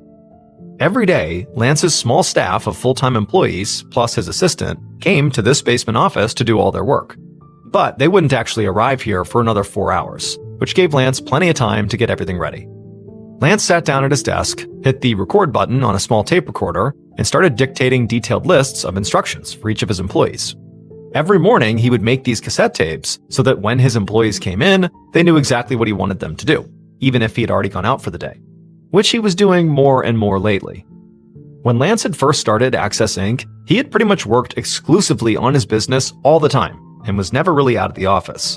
But recently, business had not been going very well, and so Lance's attention was now split between, a growing list of problems and new ventures he was considering. He hadn't told anybody the details, but Access Inc. was in pretty big financial trouble. At its peak, it had been valued at more than $3 million. But now the business was heavily in debt and losing money. Lance had tried to diversify by investing in a hip-hop club in downtown Atlanta, but that had failed, and now he was embroiled in a lawsuit with his former business partner. Add all that to the alimony and child support that Lance was paying to his ex-wife, plus the lavish lifestyles he was funding for his various girlfriends, and for the first time in his life, Lance was starting to worry about whether he could even hold everything together. Lance finished the cassette tapes for his employees and left them on their desks. Then he went back upstairs to get ready for his day. By the time his workers actually started arriving at 8 a.m. through the designated office side door, Lance was already halfway through his list of daily tasks in his calendar. Which meant, by the time the late afternoon rolled around, Lance was free to leave his house, and therefore his office, and go to his mother's house to have dinner. His grandmother, who was visiting from out of town, was going to be at this dinner, along with Lance's ex-wife and their son. But despite wanting to see his family, Lance didn't stay for very long. At around 8 p.m., he told his mother, his grandmother, his ex-wife, and his son that he had to get back to work. Then he said goodbye and drove the 5 minutes back to his house.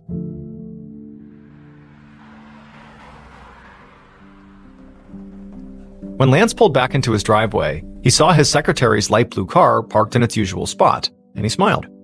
His secretary was a woman named Talana Caraway, and she was one of his closest friends.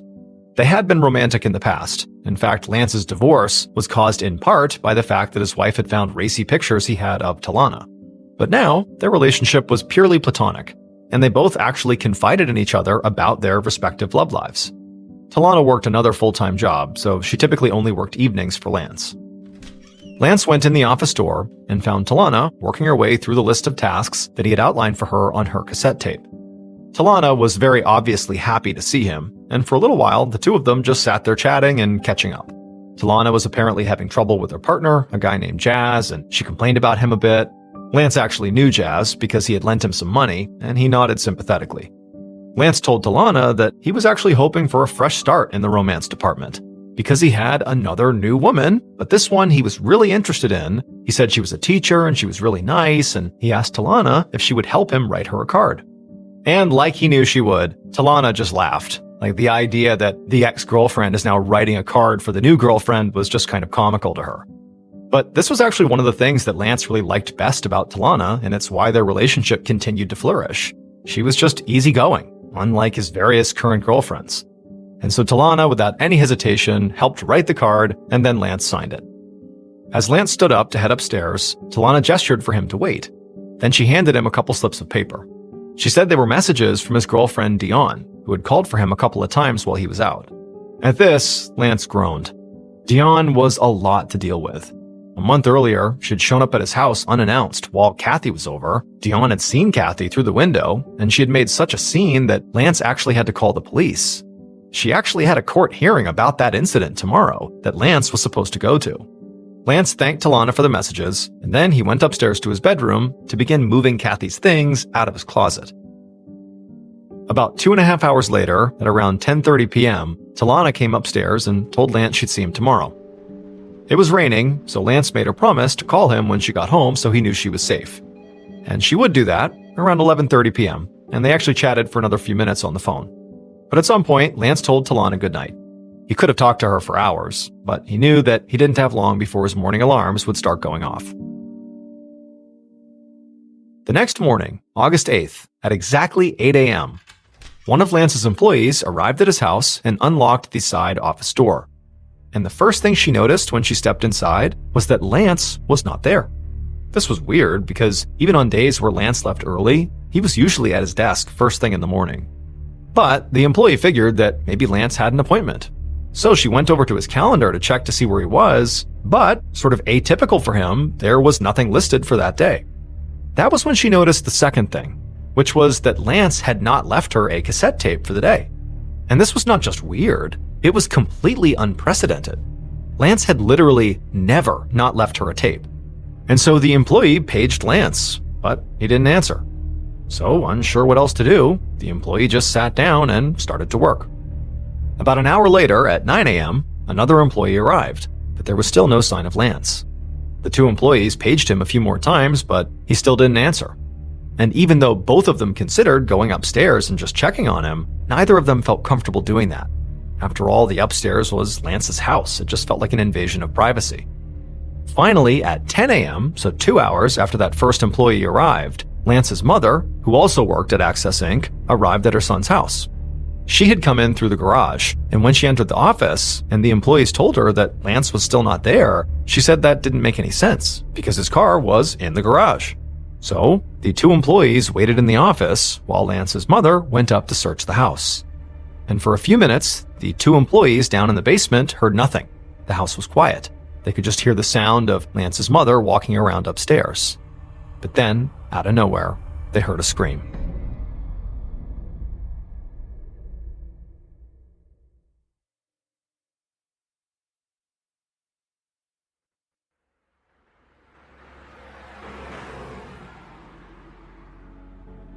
About 30 minutes later, around 10:30 a.m., Roswell police detective William Anastasio pulled up in front of a mansion that sat on a quiet cul-de-sac in a wealthy community in suburban Georgia.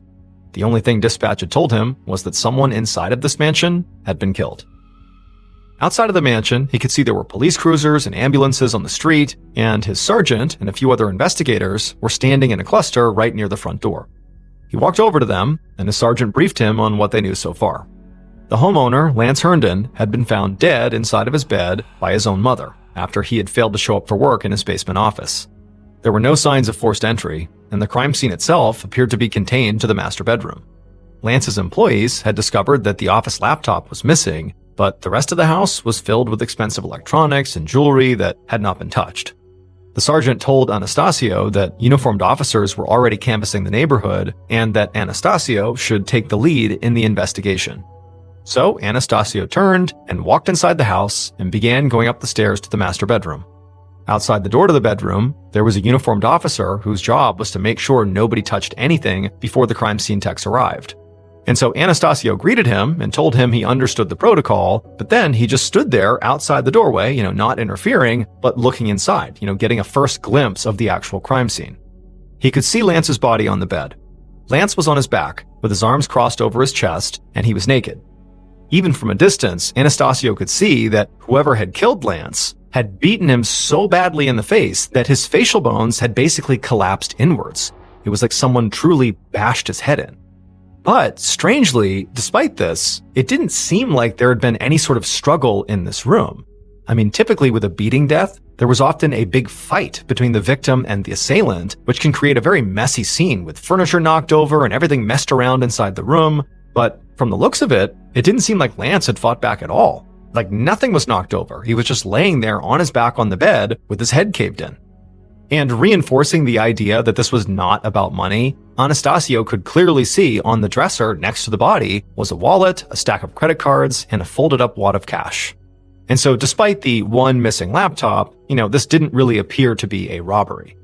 And so as Anastasio went back down the stairs towards the office he had been told was located in the basement, he was thinking to himself that Lance must have known his killer. This had to have been personal. In the basement office, Anastasio found a police officer standing with a small cluster of very shocked-looking women. One was Lance's grandmother, another was Lance's mother, and the other two were employees of Lance's company. Anastasio spoke with each of them one by one. And Lance's family, their general impression was they had no idea who would want to hurt Lance. Lance's mother told Anastasio that, Lance had just gone through a divorce, which could create some animosity, but he and his ex-wife had stayed on good terms. And in fact, just the night before, had had dinner together. Lance's grandmother echoed a similar sentiment that, Lance was this harmless guy, but she also had Alzheimer's and so couldn't really answer any of the questions, at least not credibly. The other two women, the employees of Lance's company, they told a slightly different story to Anastasio. They said there had been some, quote, shady people in the office recently, but when he pressed them for specifics, they said all they knew was that Lance was involved in some business disputes. Just then, a uniformed officer opened the basement door and told Anastasio he'd better get outside.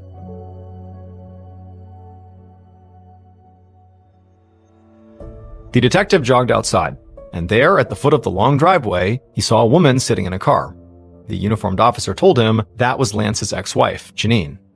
This was not what Anastasio had expected, and he would have preferred to talk to the ex-wife under more controlled circumstances, not suddenly at the crime scene. But it was also an opportunity. because it was very likely that Anastasio would be the first person to tell her that Lance was dead. And in a murder case, the ex-spouse is always a suspect. And so Anastasio wanted to see how Janine reacted to the news of her ex-husband's murder. So he walked down to her car. And as he did, Janine got out of the car looking panicked, and she told him that someone in the house had paged her. She asked what was going on, but Anastasio, without saying anything, just gestured for her to come with him to his cruiser. Once they were seated inside, he broke the news. And as he did, he carefully watched her. And Janine looked genuinely shocked. She opened and then closed her mouth like she couldn't even think of what to say, and then her eyes filled with tears. And then, in a trembling voice, she asked Anastasio what happened. But Anastasio was not ready to share anything at this point. So instead, he just asked Janine where she had been last night, and then waited to see if she got defensive or started stuttering. But she didn't do either of those things. She took a deep breath, and then told him she'd actually had dinner with Lance and his family the night before, and then after that, she went home. Her new partner had come over and spent the night with her, and then that morning, she'd gotten up at 7 a.m. to head to her side job as a house cleaner, and then of course, at about 10:30, she'd received that page, and here she was. And that detail, that the ex-wife of an obviously very wealthy man was working as a cleaner, caught Anastasio's attention. He wondered if she'd still be working as a cleaner after she received whatever life insurance payout he was certain was going to come her way. But before he could ask her anything about her finances or her job, Janine blurted something out. She said, "My husband was a powerful man with a lot of enemies." By the time Detective Anastasio finished his conversation with Janine, he had gone from having 0 suspects to having 6. There was Janine herself, of course, but Anastasio had been surprised to learn that Lance had been seriously dating at least 2 other women, Kathy Collins and Dion Baugh, and that his secretary, Talana Caraway, was also a former girlfriend. This meant that Janine, Kathy, Dion, and Talana all had potential motives to want Lance dead. But Janine had actually been much more focused on the men who hated Lance. She said that Lance had always talked about business rivals being jealous of his success. And recently, he'd become embroiled in at least 2 lawsuits that Janine knew of, one with a former business partner over a hip-hop club, and the other with a contractor who said he hadn't been paid yet. Janine had heard that just yesterday, that contractor had actually shown up to a local music show looking for Lance. And when he couldn't find him, apparently he was telling people that, Lance didn't know what he was capable of, as if the contractor could, inflict harm on Lance if he didn't pay him. Anastasio was not quite sure what to think about any of this, except that he was definitely going to need a lot of DNA samples. That afternoon, Anastasio was back inside of the house, working alongside the crime scene techs who had finally arrived at about noon. And while he was doing that, 2 other women showed up at the crime scene. One of the women was Lance's secretary and former girlfriend, Talana Calloway. She said she had seen Lance the night before, and that one of his girlfriends, Dion, had kept calling for him over and over and kept leaving increasingly upset messages when he didn't answer. And these messages, Talana was fielding, and she gave them to Lance when he finally did come home. The other woman who was there with Talana was Lance's other girlfriend, Kathy Collins. But unlike Janine and Talana, Kathy didn't even try to act like she wanted to help with this investigation. Instead, she demanded to be let inside the house to go get her clothes. The uniformed officers on the scene told her that she couldn't do that because this was a crime scene, but Kathy didn't seem to care at all. And so the officers took down her name and contact info, and they also made a note that Kathy had not shed a single tear.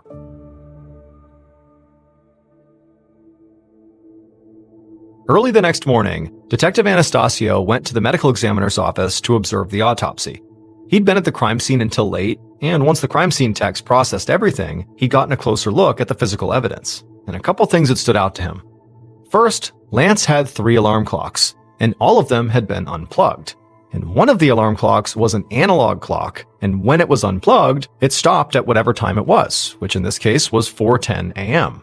And so, it was theoretically possible that perhaps the clocks began going off while the killer was still inside the house, and so they rushed over and unplugged the clocks to stop the alarm, which then put the likely time of death at or sometime before 4:10 in the morning on August 8th.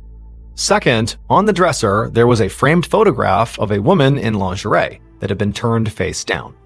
The picture appeared to be deliberately flipped, not knocked over, as if whoever had flipped it didn't want to look at this picture. And third, inside of Lance's bedsheets were several pieces of long hair that clearly belonged to more than one woman. And there were also some short hairs as well. Now, Anastasio and the medical examiner both looked down at Lance's body. He'd apparently been hit at least 7 times in the face, with something long, heavy, and curved at the end. The medical examiner had seen wounds like this once before and thought the murder weapon could be a wrench. However, there was not a single defensive wound on Lance. He clearly had not raised his hands to stop any of the blows that his killer had rained down on him. That, combined with the fact that he'd been found naked in bed with no signs of struggle around him, suggested to Anastasio that the attack had begun when Lance was asleep. The medical examiner said that, judging from the locations of the blows and the blood spatter that he'd seen at the crime scene, the killer had likely climbed on top of Lance before they beat him to death. And this was very significant to Anastasio. On his list of suspects, he had female romantic partners and male business rivals. But whoever had killed Lance had not had to break into the house because Lance had clearly let them in, and also Lance felt comfortable enough with them to go to sleep naked near them. Then, to commit the murder, the killer had straddled Lance's chest, which was a very intimate position. And so to Anastasio, these details all combined suggested that his killer was a woman. When Detective Anastasio got back to the station, he claimed the single interview room inside the Roswell Police headquarters and began doing interviews. He had a forensics person standing by to get hair samples and fingerprints from all his subjects to match against the crime scene. Anastasio spoke again to Lance's mother, also his ex-wife Janine, and those 2 employees who had been at the house when the body was found. And he took all their DNA. Anastasio didn't really suspect the mother or the employees, but he did have a feeling about Janine. Janine was cooperating, but she would stay on his list until he could definitively nail down her alibi and take a look at her financials. Next up was Kathy Collins, one of Lance's girlfriends who had shown up at the crime scene totally distraught about her clothing. And the moment she sat down in the chair in the interview room, Anastasio recognized her as the woman in that downturned photograph on Lance's dresser. And when Anastasio began asking questions, he sort of half expected her to again ask about her clothes. But instead, Kathy laid out what Anastasio had to admit was a pretty good alibi. Kathy said she had been out of town at a family funeral and had arrived back in Roswell on August 7th in the evening along with her niece. She and her niece had gotten dinner at a restaurant close to Lance's house and had stayed there until about maybe 10:30 or 11 p.m. She then gave Anastasio a receipt from a gas station that was in another state, along with the tab from the restaurant to back these details up. Although Anastasio noted that she and her niece had only eaten $7 worth of food, which seemed very light for how long they had been there. However, Anastasio knew that, Lance was not killed while Kathy and her niece were allegedly at this restaurant on August 7th. Instead, he was very likely killed in the early morning hours of August 8th, likely around 4:10 a.m. But Kathy said, she had spent the entire night on August 7th into August 8th with her other romantic partner. She said that she and Lance had never really been all that monogamous. In fact, when they met, both of them were married. So when Anastasio asked Kathy if it was possible that Lance might have been thinking about breaking up with her, she just shrugged and said they really weren't that close anymore. She told Anastasio she'd be happy to provide DNA samples and fingerprints because she didn't kill him. Before she got up to leave, Kathy told Anastasio there was one more thing. She said about a month earlier, some woman had come to Lance's home in the middle of the night, freaking out so loudly that Lance had actually called the police. If the police were thinking one of Lance's girlfriends killed him, Kathy said they should start by finding that woman.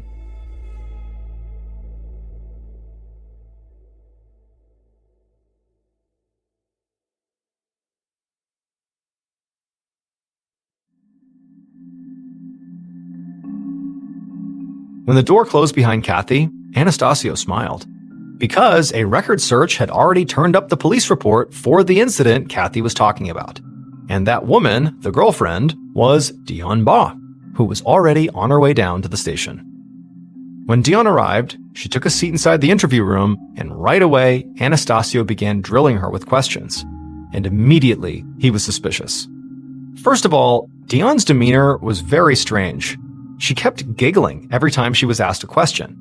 Now, Anastasio knew that likely she was just nervous, and so that by itself was not proof of guilt, but it certainly didn't help her credibility. Second, Dion herself was carrying on multiple romantic relationships, just like Lance. And third, perhaps the most suspicious out of all of it, Dion admitted right up front that she had Lance's missing laptop, as well as one of his credit cards. And in fact, she had charged $2,700 worth of furniture on it the same night that Lance was murdered. Suddenly, Dion Baugh was Anastasio's #1 suspect. And so the detective leaned forward in his chair and asked Dion where she'd been from the evening of August 7th to the morning of August 8th. And her alibi was very weak. She said she had been at home, without her husband or her daughter, who were visiting family. In fact, Dion said there was no one who could confirm this for her. But Dion insisted that she hadn't murdered Lance. She said that Lance did a lot of good stuff for her. He had bought her a beautiful Mercedes car, and he gave her hundreds of dollars in cash every week, plus the use of his credit cards. And then she asked the detective, why would she be so stupid as to make a giant purchase with one of those credit cards on the same night that he was killed? It would be so suspicious. She also said he lent her his laptop all the time for school, and any of his employees could confirm that. Dion said that on August 7th, she had called Lance repeatedly, but he never answered. And then on August 8th, the day his body was found, he was supposed to go with her to court to help her clear the charge she had picked up on the night a month earlier when he had called the cops on her for coming to his home acting crazy. But he hadn't shown up in court. She said she'd been so angry and called him repeatedly throughout the day to see why he blew her off, but he never answered on the 8th. Of course, she said now she knew why. It was because he was dead. Dion offered Anastasio her phone records. She said she would give DNA samples and her fingerprints. And then she told him she really hoped he solved the case soon because she was afraid. She said that Lance was always paying people to do his dirty work, and until detectives caught his killer, she was going to be looking over her shoulder in case maybe they came for her too.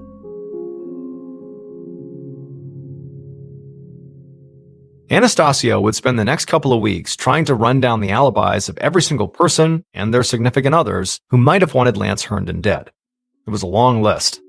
Some people the detective did feel ready to rule out.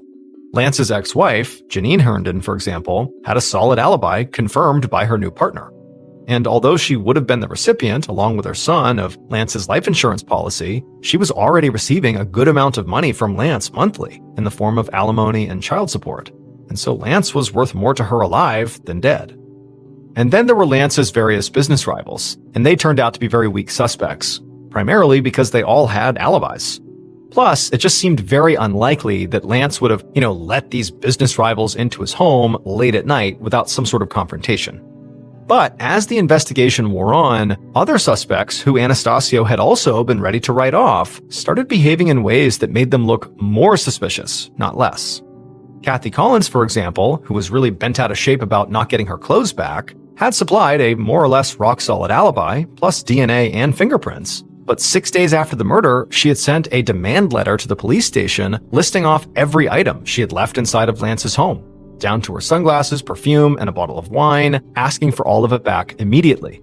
It was an outrageously cold move from somebody who should have been at least a little sad about Lance's death. And then there was Talana Caraway, the girlfriend turned secretary/platonic friend. On the day Lance's body was found, she had come to Lance's home because she said she wanted to help. That action could be viewed either as proof that she had nothing to hide, or as inserting herself into the investigation and offering distractions from her own guilt. And after that first day, when she'd been so willing to talk and cooperate, now she had clammed up. Another detective on Anastasio's team had gone to her house to ask some follow-up questions, and she had refused to come to the door at all. Then she'd shown up at the police station with her own lawyer. And that wasn't all. The only thing police had learned during their canvass of the neighborhood on the first day of the investigation was that apparently somebody had been spotted driving through the neighborhood in a light blue car at about 4:40 a.m. This timeline matched up with the ballpark time of death of 4:10 a.m., and the vehicle description matched Talana's own car. However, apparently people thought they saw a man driving that car at 4:40 a.m. And so after learning this, Anastasio did some digging, and he discovered that Talana's partner, Jazz, owed Lance money, and that Jazz had a criminal record. And so while Anastasio doubted that Jazz could have on his own just walked his way into Lance's house, he did think it was quite possible that Talana could get inside and then maybe open the door for Jazz. Finally, there was Dion Baugh, the woman who had shown up at Lance's house and acted crazy and had police called on her. Of all of Lance's girlfriends, her alibi was absolutely the weakest, and her level of anger and outrage at Lance was definitely the highest. Also, she literally had Lance's missing computer and one of his credit cards. But as the days ticked by, Anastasia was realizing that none of the details surrounding Dion were smoking guns. Dion's phone records confirmed her story about making repeated calls to Lance, and Lance's other employees confirmed that Dion did sometimes borrow his laptop. That was normal. And Lance's banking information showed that throughout his entire relationship with Dion, he spent tons of money on her. And so the idea that she would buy, $2,700 of furniture on the night of his murder looked suspicious, but actually appeared to be pretty typical. Dion had willingly given DNA and fingerprints, and the police had matched 3 of the hairs found in Lance's bed to Dion, but they'd also found 13 other hairs that didn't belong to Dion, Lance, or any of the other women they knew Lance had slept with. And since Dion had already admitted to sleeping with Lance in his bed not long before the murder, the hairs really weren't proof of anything Anastasio didn't already know. Detective Anastasio still didn't have the murder weapon either. Now, the medical examiner had guessed that Lance was killed with a wrench, and after interviewing Lance's housekeeper, police had discovered that a wrench was missing from Lance's home. But a missing murder weapon couldn't give any fingerprints. And so far, none of the women that Anastasio had collected prints from had matched prints found in Lance's bedroom. And so within about a month of Lance's murder, the case that had seemed so hot on that first day was now going cold. More than a year would pass, and in that time, Detective Anastasio would continue to investigate Lance Herndon's murder, but he really didn't make any progress. He stayed in touch with the prosecutor, with both of them hoping that some new lead would turn up, but all their evidence had gotten them nowhere. And so between business rivals, romantic partners, and romantic partners' significant others, it felt like this murder could have plausibly been committed by at least 10 different people. That was until January of 1998, when the prosecutor who had been working with Anastasio got a phone call. And on this call, the caller told them that Lance's killer was currently involved in a heated divorce case, and during arguments for that case, the killer had destroyed their own alibi for the night of Lance's murder. Now, it had been 17 months at this point since Lance had been killed, but the prosecutor was still skeptical that the killer would really be so sloppy as to present evidence to a different court that went against what they'd already told local police. But then, later that month, the prosecutor went to the divorce trial to watch for himself, and there, everything came together. Based on evidence and interviews conducted during an investigation that spanned a year and a half, this is what police believe happened to Lance Herndon in the early morning hours of August 8, 1996.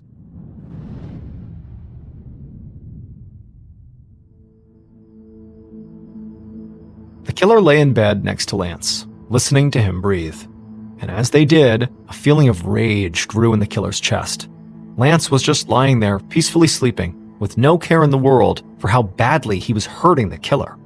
Lance didn't know that the killer knew he had lied to them. Lance had fallen asleep thinking that he had the killer fooled, but Lance was wrong, and the killer couldn't stand it any longer.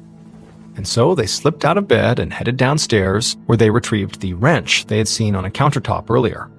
Then, with the weapon in hand, they went back into the master bedroom, got back in bed, and climbed right on top of Lance, straddling him. Then, while Lance slept peacefully right in front of them, the killer raised the wrench up and then brought it down on his face so hard that Lance was instantly knocked unconscious. And so Lance did nothing as the killer repeatedly smashed the wrench into Lance's face over and over again until his skull literally caved in and Lance was dead. After the frenzy, the killer climbed off of Lance and cleaned themselves up.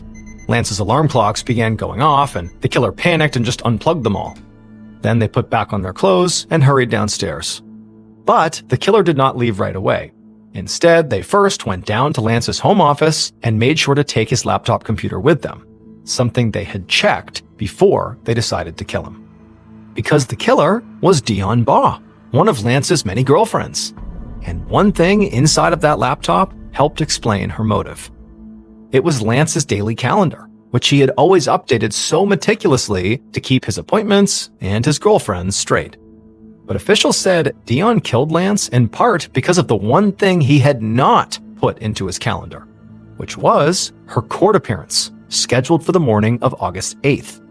Lance had promised to go to court with her on that day to help her clear the charge she'd picked up for coming to his home in the middle of the night a month earlier.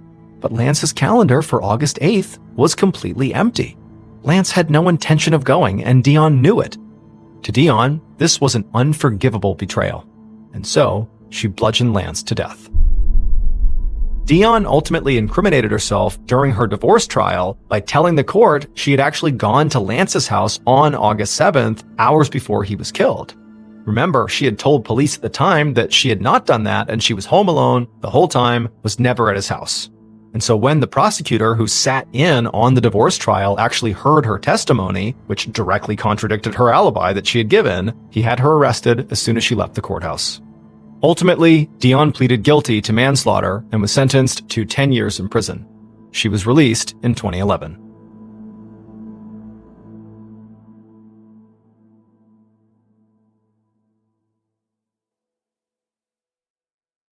A quick note about our stories. They are all based on true events, but we sometimes use pseudonyms to protect the people involved, and some details are fictionalized for dramatic purposes. The MrBallen Podcast, Strange, Dark, and Mysterious Stories, is hosted and executive produced by me, MrBallen. Our head of writing is Evan Allen. Our head of production is Zach Levitt. Produced by Jeremy Bone. Research and fact-checking by Shelley Shue, Samantha Van Hoos, Evan Beamer, Abigail Shumway, and Camille Callahan. Research and fact-checking supervision by Stephen Ear. Audio editing and post-produced by Whit Lacasio, Jordan Stidham, and Cole Lacasio. Mixed and mastered by Brendan Kane. Production coordination by Samantha Collins. Production support by Antonio Manata and Delana Corley. Artwork by Jessica Clogston-Kiner. Theme song called Something Wicked by Ross Bugden. Thank you for listening to the MrBallen Podcast. If you enjoyed today's story and you want to hear more like it, go ahead and check out our YouTube channel, just called MrBallen, where we have hundreds more stories, a lot like this one, but most of them are not available on this podcast. They are only available on that YouTube channel, which again is just called MrBallen. So that's going to do it. I really appreciate your support. Until next time, see ya. Today's episode is a fan favorite. The audio in the story has been remastered for today's episode. On the afternoon of September 10th, 2009, an art student walked inside of her off-campus apartment in Dallas, Texas, and immediately began making herself a late lunch. Her roommate didn't come out of the bedroom to greet her, but to be honest, this wasn't totally unusual. The two of them, despite being roommates, were not actually very close at all. After eating their food, the student studied for a while, and then watched some TV, and then went to bed. All the while, still never hearing a sound coming out of her roommate's bedroom. But again, this was normal. That is, until the next day, when the student received a call from their school telling her to go back to her apartment to check on her roommate, because apparently the roommate's mother was very concerned about them.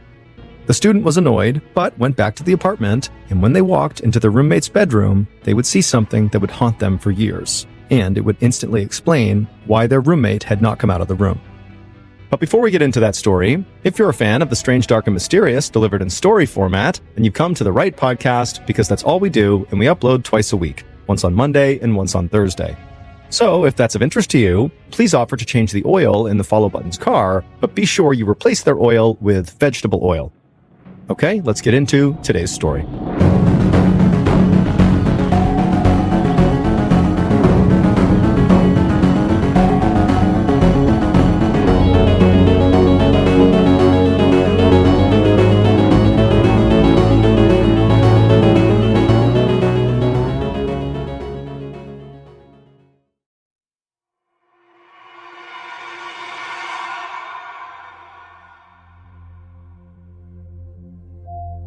On the evening of Wednesday, September 9th, 2009, 20-year-old Shelley Nance walked into her bedroom inside of her off-campus apartment in Dallas, Texas, and then shut the door behind her.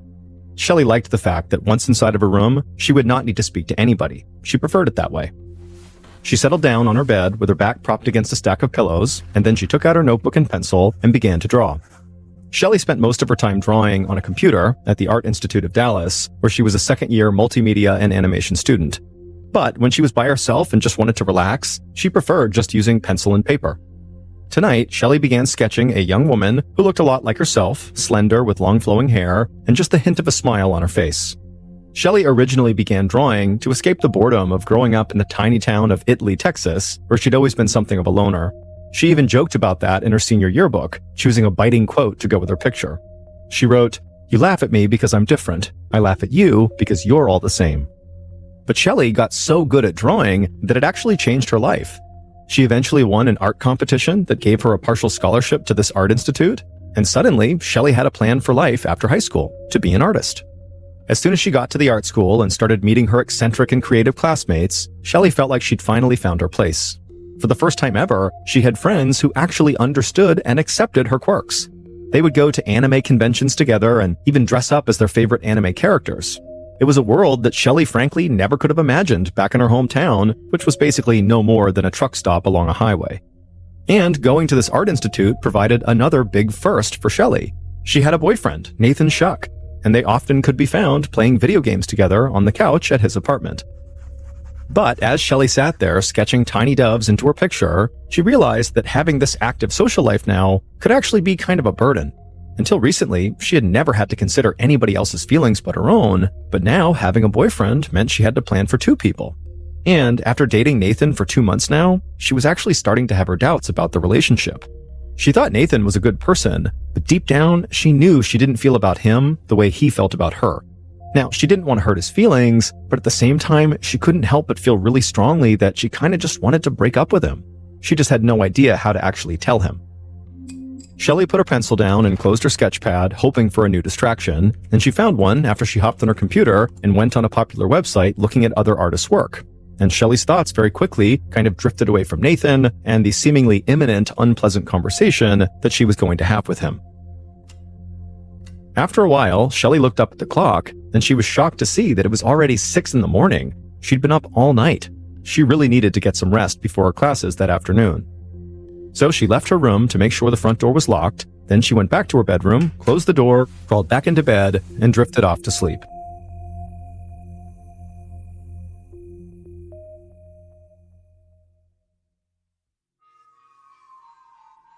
A little more than 24 hours later, at 7 a.m. on Friday, September 11th, Shelley's mother, Cynthia, woke up in a motel in Colorado. She and her husband were a little over halfway through their 22-hour drive to Yellowstone National Park, which was like their dream trip. While they raised their 3 girls, they barely ever left their small town in Texas. But now that Shelley, their youngest, was settled in college, they'd finally decided to take the plunge and go do this big trip. When they'd hit the road Thursday morning, Cynthia sent a text message to all 3 of the girls, and Shelley was the only one who didn't text back. But Cynthia was not that worried about it, because Shelley was a night owl and she often slept during the day when everybody else was up and about. But Shelley would usually call at some point after she woke up for class, except this time she didn't. And so Cynthia had called one of Shelley's sisters to say she was worried, but the sister thought their mother was just overreacting. And so she told her mom, hey, remember, she's an adult. She's a 20-year-old woman who's allowed to have a social life. In fact, her sister was happy that maybe Shelley the homebody was out somewhere having fun for once. At 9 a.m. that same morning, Cynthia and her husband went for a scenic ride through the Colorado Rockies. But Cynthia barely noticed any of it, because she still hadn't heard from Shelley, and she just had this gut feeling that something was actually wrong. And so as they drove through this beautiful area, Cynthia grabbed her phone and called Shelley's school. A school administrator answered the call, but she sounded annoyed at Cynthia's request. She said they just didn't have the resources to send somebody out to check on every student who didn't call their parents right on time. Cynthia knew she was coming off like an overprotective mother, but she also knew it was completely unlike Shelley to ignore her messages for this long. So Cynthia practically begged the administrator to please check later that day and just see if her daughter made it to class. The administrator sighed and said she'd wait for a break between classes and see if someone could track Shelley down. Around noon that day, Shelley's roommate, Ashley Olvera, grumpily made her way up the stairs towards their apartment. Someone from the school administration had stopped Ashley when she was leaving class and asked her to just stop what she was doing and go back to her apartment and check on her roommate, Shelley, make sure she's okay. Apparently, Shelley's parents were looking for her, and she wasn't returning any calls or texts. But Ashley thought this request was totally ridiculous. Shelley's parents did not need to know where Shelley was 24/7. She was an adult. And so now Ashley felt like her time was being wasted. But nonetheless, she made it upstairs to the apartment, she unlocked the door, and walked inside. And once she was inside the apartment, she noticed the door to Shelley's bedroom was closed, as usual, and so she walked over and knocked, and she didn't get an answer. Then she called out Shelley's name, but she was met with more silence, so Ashley opened the door. And there in bed was Shelley, lying face down under the blanket. And so Ashley quickly went from feeling annoyed at this to now just feeling angry. She'd come all the way back to the apartment to check on her roommate just to find out Shelley had been sleeping all day. So Ashley walked over and kind of gruffly told Shelley, "Hey, wake up, your parents are looking for you." But Shelley didn't move. Ashley sighed and walked back over to the door and flipped on the light in the room, but when the lights were now on, Shelley didn't react. And so now, feeling sort of on edge, Ashley walked back over to the bed and gently shook Shelley, but Shelley didn't move. And also, Shelley's arm felt cold to the touch. And that's when Ashley just grabbed the blanket and pulled it back, and she saw Shelley's sheets were soaked in blood. Absolutely horrified, Ashley screamed Shelley's name over and over again, but Shelley wasn't moving or making any sound, and so Ashley turned and ran out of the room to call 911.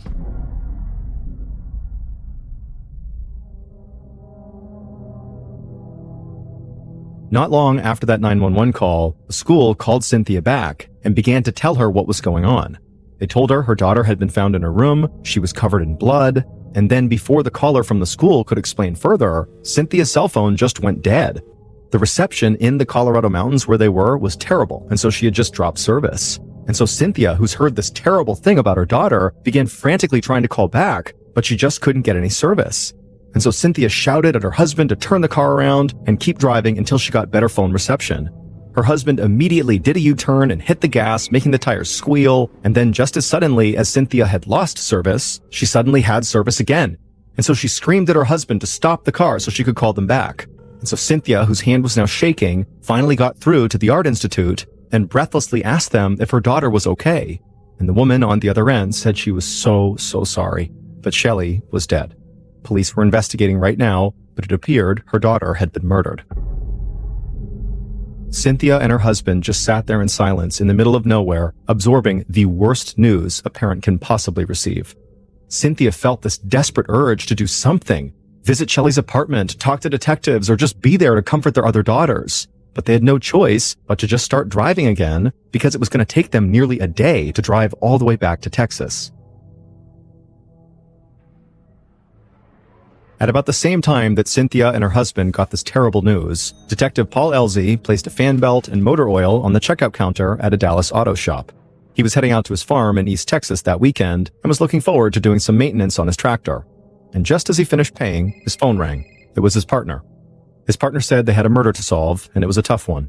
A young art student had been stabbed to death in her bed with no witnesses, and so far, no evidence. Suddenly, Elzy knew he was not going to be spending time at his farm. So he left the auto shop, got into his car, and drove across town to Shelley's apartment complex. Elzy walked up the stairs to Shelley's apartment and stepped inside. And already it was flooded with evidence technicians who were dusting for fingerprints and snapping photos. Elzy's partner greeted him and quickly got him up to speed. The victim's roommate discovered the body around noon, but she said she didn't know anything else because she'd been away at class all morning. Unfortunately, the technicians had not found anything useful so far. No fingerprints, shoe prints, or hairs near the body that could give police some clues to who the killer was.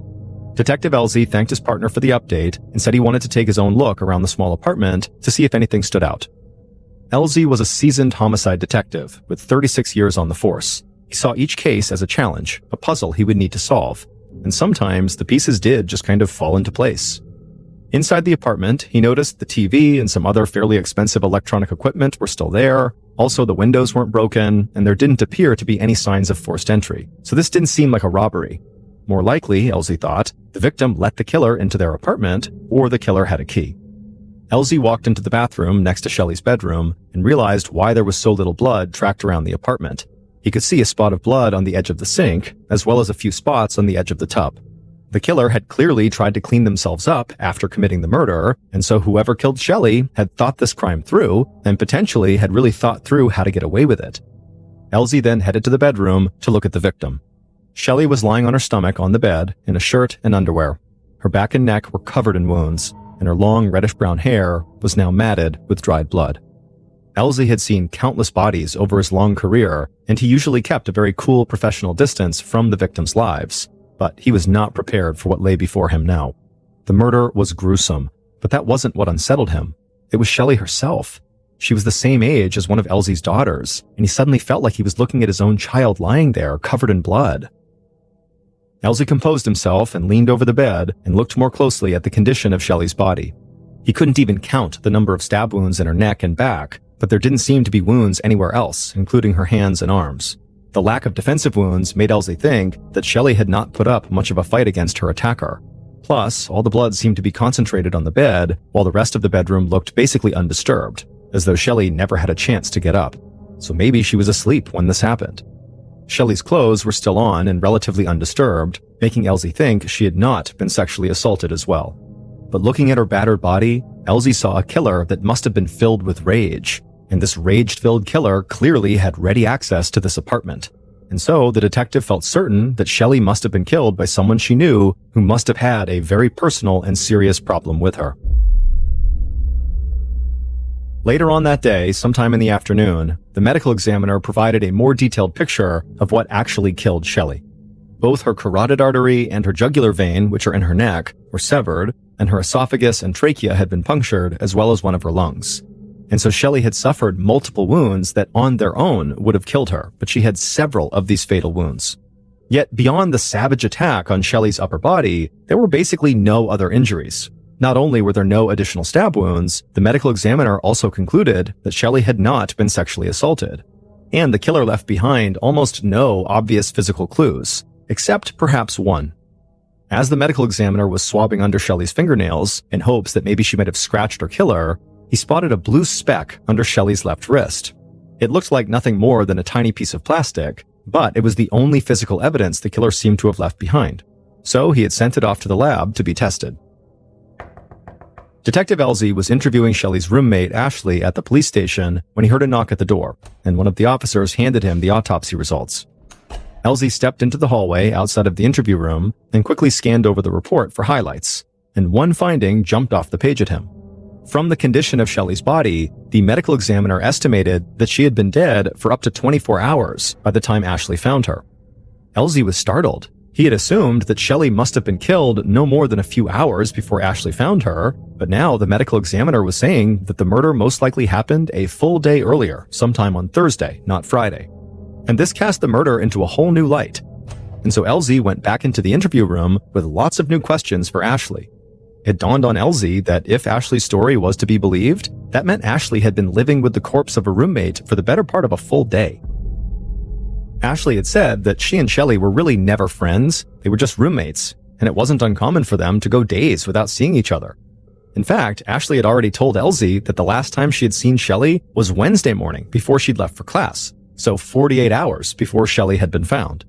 But despite that, Elsie really just wanted to know where Ashley was all day on Thursday when she apparently didn't see her roommate at all. Ashley told him she'd left for class at 9 a.m. that day and then come back to the apartment at 3 p.m. And for the rest of the day, Ashley said she stayed at the apartment, eating dinner, doing homework, and then going to bed. Elsie's eyebrows shot up, and he held up the autopsy results. And then he told Ashley that the report showed her roommate had been killed earlier than police realized initially. He told her that if what she was saying was true, she'd gone about her business in their small apartment for 18 hours with a dead body in the next room. How was that possible?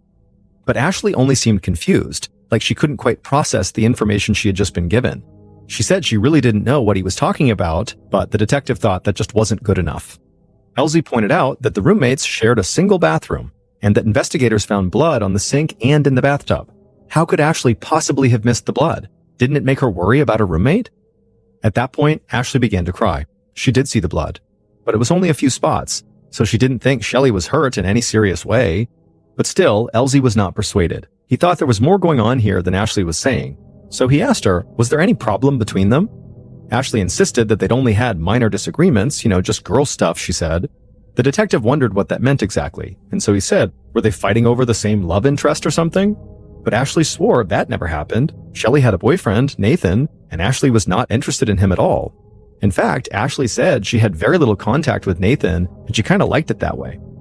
Friends of hers told her that Nathan actually had a really bad temper. He apparently loved playing video games so much that if something went bad for him in the game, he would just totally lose his cool and explode. Detective Elsie thought Ashley's answers still seemed off. In fact, they were so far off that Elsie started to see Ashley as a suspect. After all, who would have had easier access to the apartment than Shelley's own roommate? But Elsie decided to try a new tactic, and he asked Ashley, was there anybody else besides her who had a key to this apartment? And Ashley told him that besides her and Shelley, no one else did. At this point, Detective Elsie couldn't help but feel convinced that Ashley must have had something to do with Shelley's death. If Ashley had the only other key, well, then she was either directly responsible, or perhaps she was the one who let the killer into the apartment. He didn't know which it was, but based on how nervous Ashley looked at this moment, he had a pretty good idea how to find out. So he just came out and accused Ashley outright of the murder. He told her to confess, and that things would actually be much easier for her if she did. But Ashley just stared back at the detective in total disbelief and began to cry again. For the next couple of hours, Detective Elsie tried to wear Ashley down, hoping for a confession that would wrap up the case. But Ashley did not change her story, and she never confessed to anything.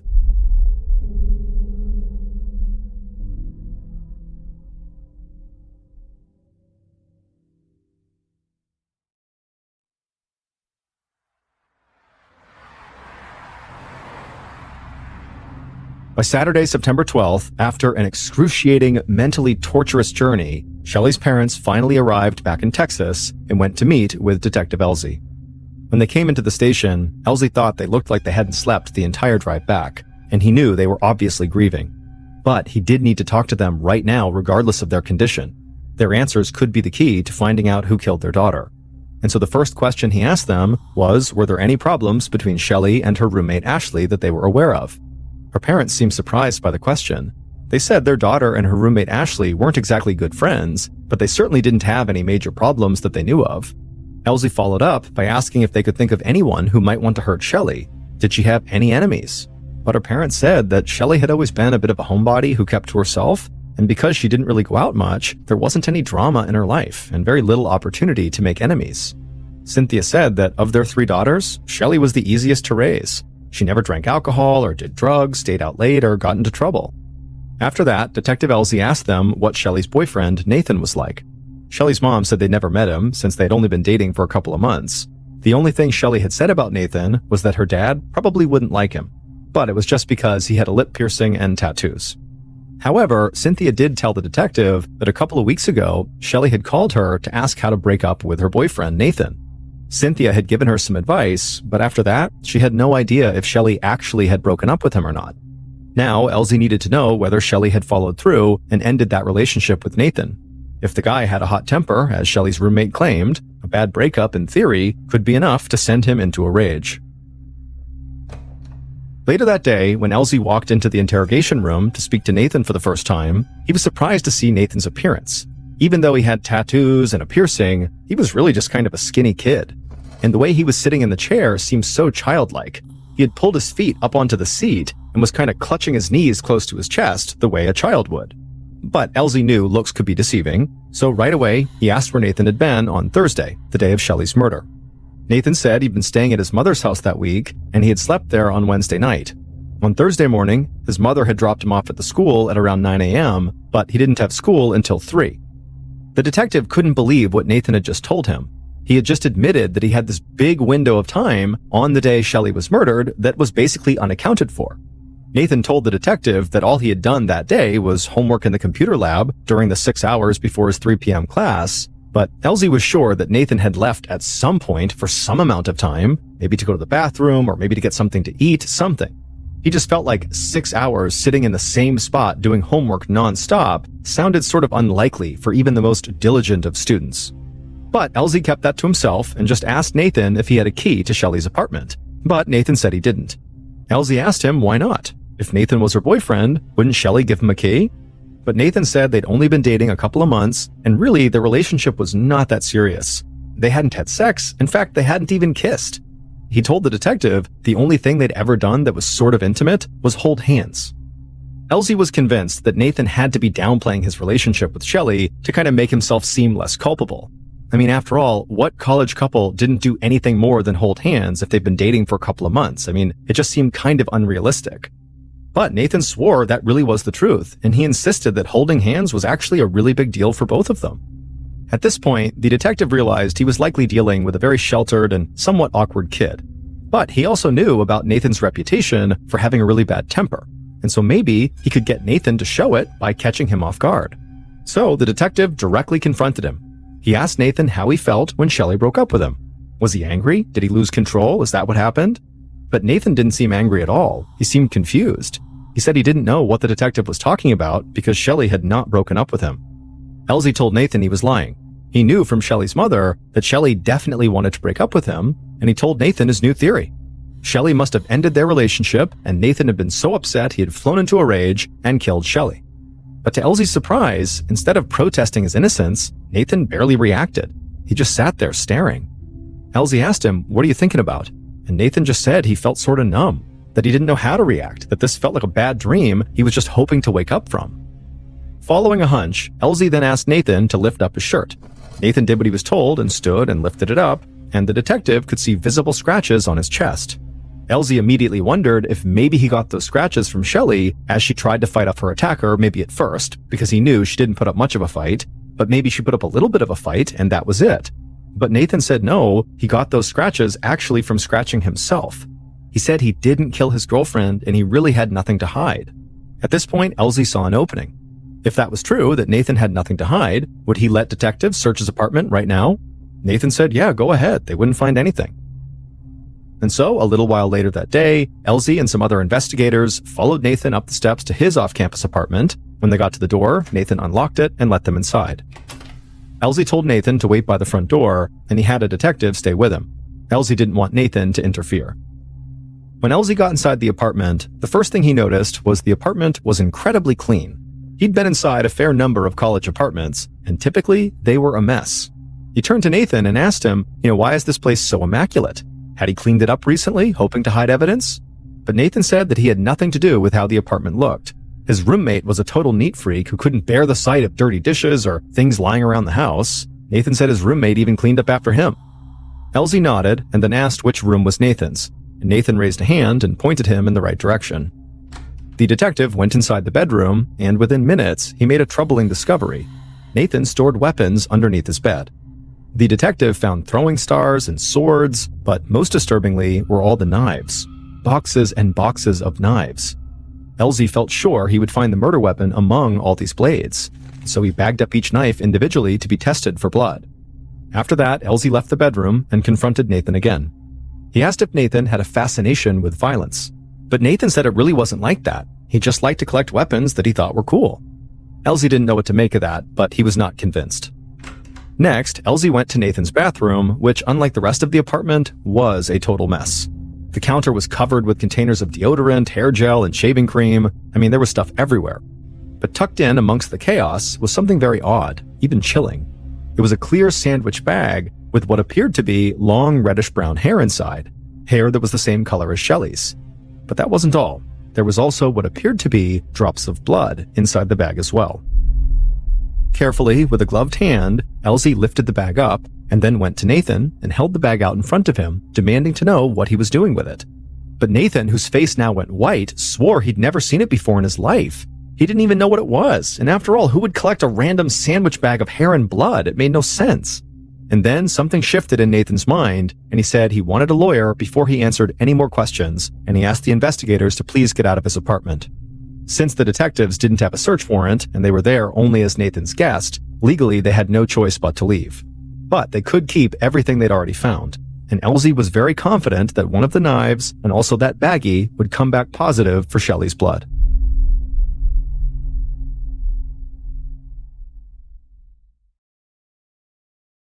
On Friday, September 18th, so a week after Shelley's body had been discovered, the school held a memorial service for her. When Shelley's parents got there, they were touched to see that Shelley's beautiful art was on display. Shelley's mother, Cynthia, was also moved by just how many people had come out to celebrate Shelley. She never thought her quiet, introverted daughter would have such a large group of friends. It was a small comfort, but a comfort nonetheless, that Shelley had meant something to so many people. Then a young man with a lip piercing and tattoos approached Cynthia. He introduced himself as Nathan, Shelley's boyfriend. He told her he wasn't sure if he should be speaking to her, but he just wanted her to know how sorry he was that Shelley had died. and then he held out his hand for her to shake it. But Shelley's mother couldn't do it. She had seen the look on Detective Elsie's face after she had mentioned the breakup, and she knew exactly what the detective was thinking, that Shelley's boyfriend, Nathan, had murdered Shelley. And now, with Nathan standing right in front of her, Cynthia couldn't help but feel repulsed, and so she did not shake his hand, and so Nathan just stood there awkwardly for a second, and then Nathan got the hint, lowered his hand, and walked away.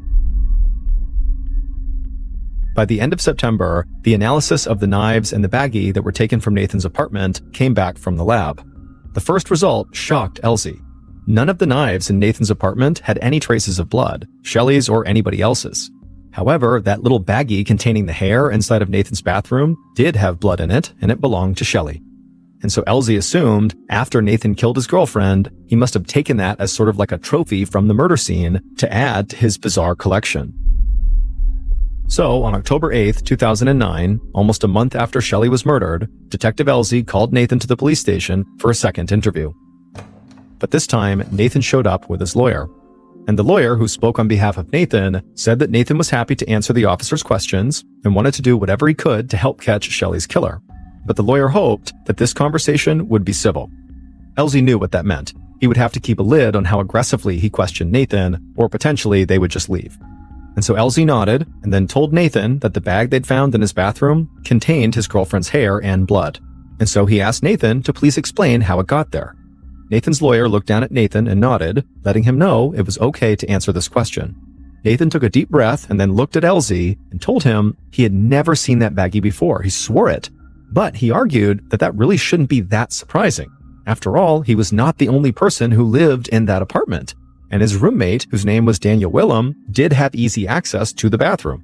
And Nathan didn't stop there. He claimed that his roommate, Daniel, was jealous of his relationship with Shelley because Daniel actually had a crush on Nathan. In fact, Nathan said Daniel had gotten really possessive of him and wanted to control him. Elsie asked Nathan if his roommate, Daniel, had ever made a legitimate pass at Nathan, like really tried to be romantically involved with him, and Nathan said no, he had not. And so even though Elsie didn't know what to make of this, he suspected that maybe this crush that he was talking about was not real, and perhaps Nathan was just throwing his roommate under the bus to protect himself. Elsie turned to the lawyer and said that things didn't look good for his client. The investigators had found Shelley's blood in his bathroom, and he said that Nathan had a motive to hurt Shelley because he knew that she planned to break up with him. Plus, Nathan had a reputation for having an explosive temper.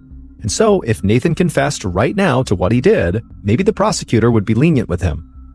At this point, the lawyer stood up and said the interview was over, and then he led Nathan out of the room.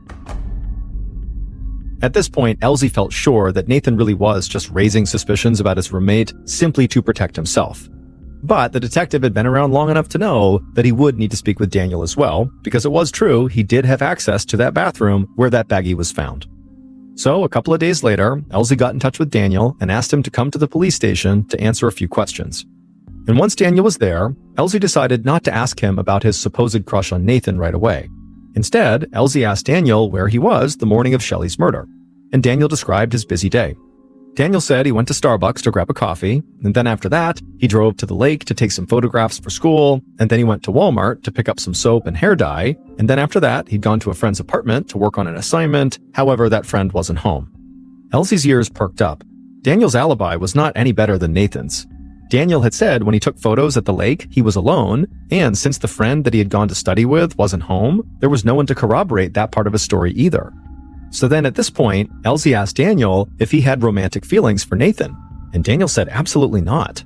Then Elsie told him that Nathan had said that Daniel was very controlling about their relationship, and he asked Daniel if that was true. And Daniel said something surprising. He said that yes, he actually was pretty controlling, but he was only doing it because he was concerned for Nathan. Daniel said that Nathan was stalking Shelley. He was following her around all the time to the point where he was ignoring his own classes and his grades were dropping. Daniel said he was actually trying to get Nathan away from Shelley. This surprised Elsie. Now, both roommates were basically suggesting that the other could have killed Shelley. And if it was true that Nathan really was stalking Shelley, well, Elsie already felt like he was the most likely suspect, and that sort of fit. At this point, Elsie asked Daniel about that little bag that contained the hair and blood inside of Nathan's bathroom. And Daniel told him he had no idea how that got there. Now, of course, if Daniel did do it, obviously he would say he didn't know where it came from. This is what Elsie was thinking. The bag with Shelley's blood and hair was easily the most damning piece of evidence they had, and both roommates claimed they knew nothing about it. So Elsie used the same tactic he had tried with Ashley and with Nathan. He flat out accused Daniel of the murder, hoping his tough cop routine would intimidate him and get him to come out and confess. But when he accused Daniel of the murder, just like Ashley and Nathan before him, Daniel swore up and down it really was not him. Elsie tried pressing him again and again, but just like Ashley and Nathan, Daniel said, "Really, I had nothing to do with this." After Daniel left the station, Detective Elsie stayed in the interview room for a few minutes, thinking about everything he had just learned. He had 3 likely suspects. There was Ashley, who apparently was just in the apartment going about her business with her roommate's dead body for 18 hours. There was Nathan, who Shelley wanted to break up with and apparently who had a very bad temper. And finally, there was Daniel, who may have seen Shelley as a romantic rival if Daniel really did have a crush on Nathan. But all 3 of these suspects totally insisted they had nothing to do with the crime. And so Elsie felt like one of them had to be lying. He just needed to figure out who. So Elsie and his team started digging deeper into each of their suspects' alibis. Elsie found himself staring at computer screens, surveillance tapes, and phone messages for days on end. But after so many hours, when he felt like he could barely keep his eyes open anymore, something on one of those screens finally jumped out at him. Elsie was staring at a brand new piece of evidence, and it pointed directly to Shelley's killer.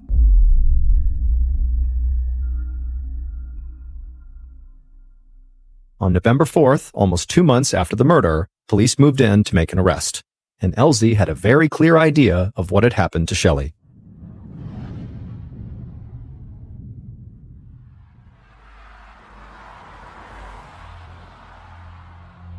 Back on Thursday, September 10th, just after 10:30 a.m., the killer drove to Shelley's apartment complex and put on a pair of latex gloves. They climbed the stairs to the apartment and used a key to unlock the door. They quietly walked in, closing the door behind them. Once inside, they went straight to Shelley's closed bedroom.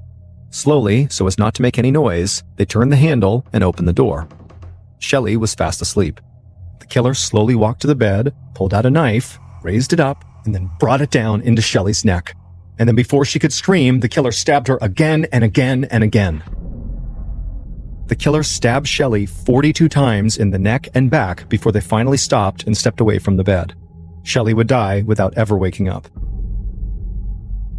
After the attack, the killer went into the bathroom. There, they climbed into the bathtub, took off their bloody clothes, and put them into a bag, but in the process, they got spots of blood on the edges of the tub. Then the killer went to the sink and rinsed the last of the blood off their hands, never taking their gloves off. The killer then got dressed in the fresh clothes they brought along. Then they left the apartment, closing and locking the door behind them. When Detective Elsie looked into the 3 alibis of the 3 suspects, initially it seemed like they all checked out. Ashley had been in class, Daniel really had gone to Walmart, and Nathan was in the computer lab for 6 long hours. But while Ashley was in class, something strange was happening. She was getting a near constant stream of text messages asking where she was and if she was home. Elsie believed these text messages were the murderer trying to make sure the house was empty except for Shelley. And the person who sent all those text messages to Ashley was Nathan's roommate, Daniel. Then, when investigators studied surveillance footage from Daniel's trip to Walmart on the morning of the murder, Detective Elsie caught something crucial. Daniel had purchased hair dye, just like he said, but he also purchased blue latex gloves. And the crime lab determined that the material from the brand of gloves matched that little blue piece of latex that had been found on Shelley's wrist. From there, Daniel's alibi fell apart. Surveillance showed he left Walmart at 10:12 a.m., but police could find no evidence that he went by a friend's apartment like he claimed he had. Police then began to look into whether Daniel's story about his roommate Nathan stalking Shelley was actually true, but it turned out if anybody was stalking and obsessed with Shelley, it was actually Daniel. Lots of his own friends said he disliked Shelley because she was dating Nathan, and Daniel was really interested in Nathan to the point where it seemed like he was romantically interested, despite the fact that Daniel denied that. And then also, Daniel would apparently send these aggressive text messages directly to Shelley sometimes, openly disapproving of her and Nathan's relationship, further making it seem like his motive for harming Shelley was because he wanted Nathan for himself. The last piece of the puzzle for Detective Elsie was figuring out how Daniel got into Shelley's apartment. Elsie discovered that Daniel had once borrowed Ashley's car keys, and that gave him the opportunity to make a duplicate of her and Shelley's apartment key, which he then used on the day of the murder. On November 4th, 2011, Daniel was convicted of Shelley's murder and sentenced to life in prison. After the conviction, Shelley's mother found Nathan and gave him a big hug and told him she was sorry for suspecting him and not shaking his hand at the memorial. He accepted her apology. Shelley's family created a scholarship in her honor. Every year since 2011, they've given it out to a student who was pursuing a degree in the arts. A quick note about our stories. They are all based on true events, but we sometimes use pseudonyms to protect the people involved, and some details are fictionalized for dramatic purposes. The MrBallen Podcast, Strange, Dark, and Mysterious Stories, is hosted and executive produced by me, Mr. Ballen. Our head of writing is Evan Allen. Our head of production is Zach Levitt. Produced by Jeremy Bone. Research and fact-checking by Shelley Shue, Samantha Van Hoos, Evan Beamer, Abigail Shumway, and Camille Callahan. Research and fact-checking supervision by Stephen Ear. Audio editing and post-produced by Whit Lacasio, Jordan Stidham, and Cole Lacasio. Mixed and mastered by Brendan Kane. Production coordination by Samantha Collins. Production support by Antonio Manata and Delana Corley.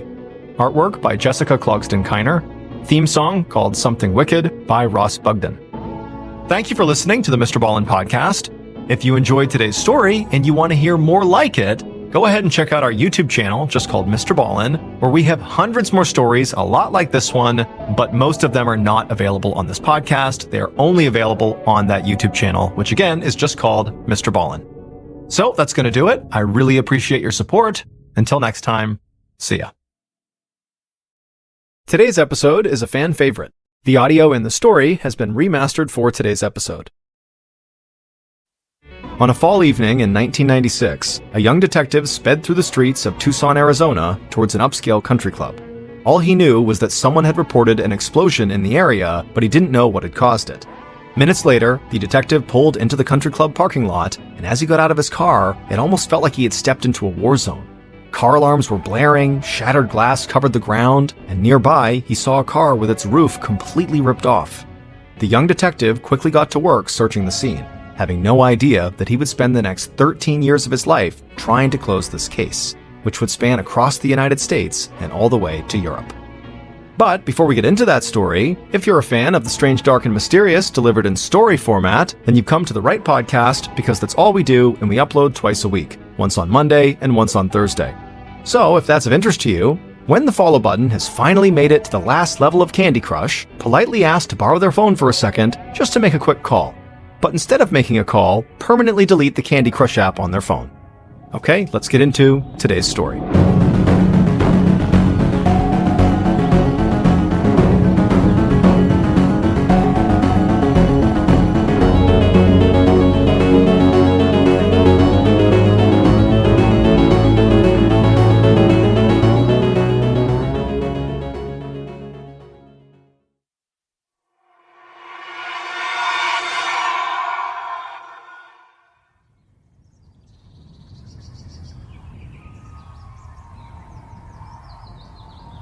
At about 5 p.m. on November 1st, 1996, 52-year-old Gary Triano stood on the 18th green at the La Paloma Country Club in Tucson, Arizona.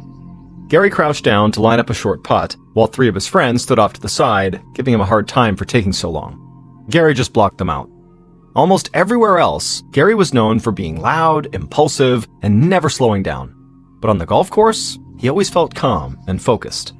Gary stood back up and prepared to take the shot. He took a breath, brought his putter back just a little, and swung. His friends shouted like that might knock the ball off course, but Gary watched it roll across the green and drop right into the hole. Gary let out a huge yell and thrust his fist into the air in celebration. He turned to his friends and looked at them like they were crazy to think they could beat him. Gary grabbed the ball out of the hole, slipped his club into his golf bag, slung it over his shoulder, and then followed his friends into the country club bar. It was a few days before Gary's 53rd birthday, and he thought there was no better way to celebrate than with a round of golf and a drink with his friends. But what Gary didn't know was that this golf game was actually part of a bigger plan. Gary's girlfriend had arranged this game with his friends, and she'd gotten some other friends to invite him out to a different bar at 6 p.m. all so she could get Gary's house ready for a huge surprise party she was throwing him later that night. Gary and his friends took a seat at the bar and ordered some drinks. And as they did, they all bragged about the best shots they had made that day. The bartender handed Gary his drink, but before he could take a sip, he heard someone calling Mr. Triano behind him. Gary turned, and he saw a young woman in her mid-20s coming his way, and his face just lit up. It had been years since he had last seen her, but he recognized her immediately. She was one of his daughter's friends from when they were young. Gary stepped away from the bar, and the young woman hugged him like she was hugging her own father. Gary asked how she was doing, and he wanted to know all about her life. The two talked for a few minutes while Gary's friends drank at the bar. They were all very used to hearing somebody call out Gary's name no matter where they went, because it seemed like everybody in Tucson knew him. And in truth, Gary was really well known around the city. He had been a big-time real estate investor, he'd opened casinos, and he'd run businesses in a bunch of different industries. And before he'd gotten divorced from his second wife, a socialite named Pamela Phillips, they ran in the same circles as Hollywood celebrities and well-known politicians. The young woman hugged Gary again and said how great it was to see him, and she went outside as Gary made his way back to the bar. He glanced at his watch. It was almost 5:30, and so it was just about time for him to head to the next bar to meet his other group of friends. So he threw back his drink and then reached into his pocket, pulled out several bills, and carefully folded them into little origami flowers. He put these flowers on the bar for a tip, then grabbed his golf bag, shouted goodbye to everyone, and walked out. Gary's friends waved him off and then just kind of shook their heads. Gary couldn't help himself. He always had to make a grand exit. The sun was setting when Gary stepped outside, and so he looked out at the pink and red sky over the mountains and desert in the distance. It was a beautiful day, just about 70 degrees Fahrenheit, and Gary smiled. It was perfect days like this that had helped the Tucson real estate market boom, and Tucson real estate had once made him millions of dollars. But now, standing there, thinking about his money, all he could do was laugh, or he'd just get depressed. Despite the continued growth of the real estate market, the last few years had been tough on Gary financially. He had spread himself too thin, investing in too many high-risk ventures, and some of the deals he'd made had completely fallen apart and cost him a huge chunk of his fortune. In order to deal with these massive losses, Gary had recently filed for bankruptcy, and now he was slowly trying to rebuild his wealth. But Gary quickly shook all of this off. From the time he was a young man, he had really believed that no matter what happened to him, he would always land on his feet. And even though he was not making the kind of money he'd made in the past, and his life wasn't as exciting as it was when he and his socialite ex-wife were hanging out with famous people, Gary still just loved being here in Tucson. He traveled all over and gone to lavish parties in some of the biggest cities in the world, but at the end of the day, nothing could beat a perfect Arizona sunset over the mountains and the desert. Gary walked across the country club parking lot to his 1989 Lincoln Town Car. He tossed his golf bag in the back and got into the driver's seat. He was about to take off when something caught his eye. There was a small wooden box in the floorboard of the passenger seat. His girlfriend must have gotten him an early birthday present and somehow hidden it in the car without him noticing until now. Gary smiled, reached down, and grabbed the box. As Gary was getting into his car, the bar inside the country club was getting louder. More people had just come in from the golf course, and everybody was talking and laughing. But suddenly, a huge bang echoed over all that noise. The glasses behind the bar rattled, and some people hit the floor, trying to take cover. They had no idea what was happening. A nearby transformer might have blown, or they could be in the middle of an earthquake. Nobody knew. But one man at the bar, who happened to be a doctor, took off running towards the parking lot, and Gary's friends and some others followed.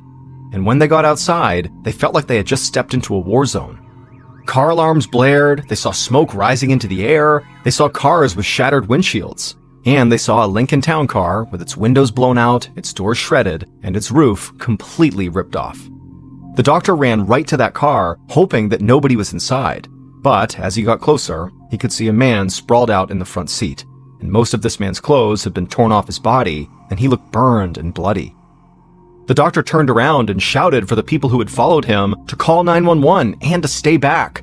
He didn't know if they were all still in danger, and even if they weren't, he didn't want anyone to see what he was looking at inside of that car. The doctor leaned in through the space where the car window used to be. He reached down and grabbed the man's bloody wrist. The explosion that had shaken the bar inside must have killed this man instantly.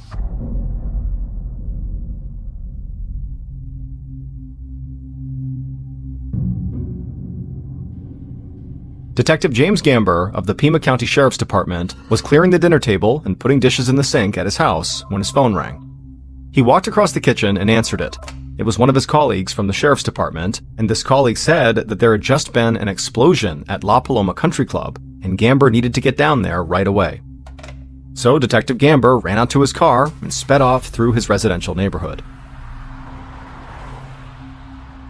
Gamber had only been a homicide detective with the Sheriff's Department for a short time. In fact, he had only worked one homicide case at this point. But as he drove to the country club, he had no idea if he was even heading to the scene of a murder. For all he knew, the explosion he was racing towards could have been caused by an accident of some kind. A few minutes later, Gamber pulled into the La Paloma parking lot, and he saw first responders everywhere.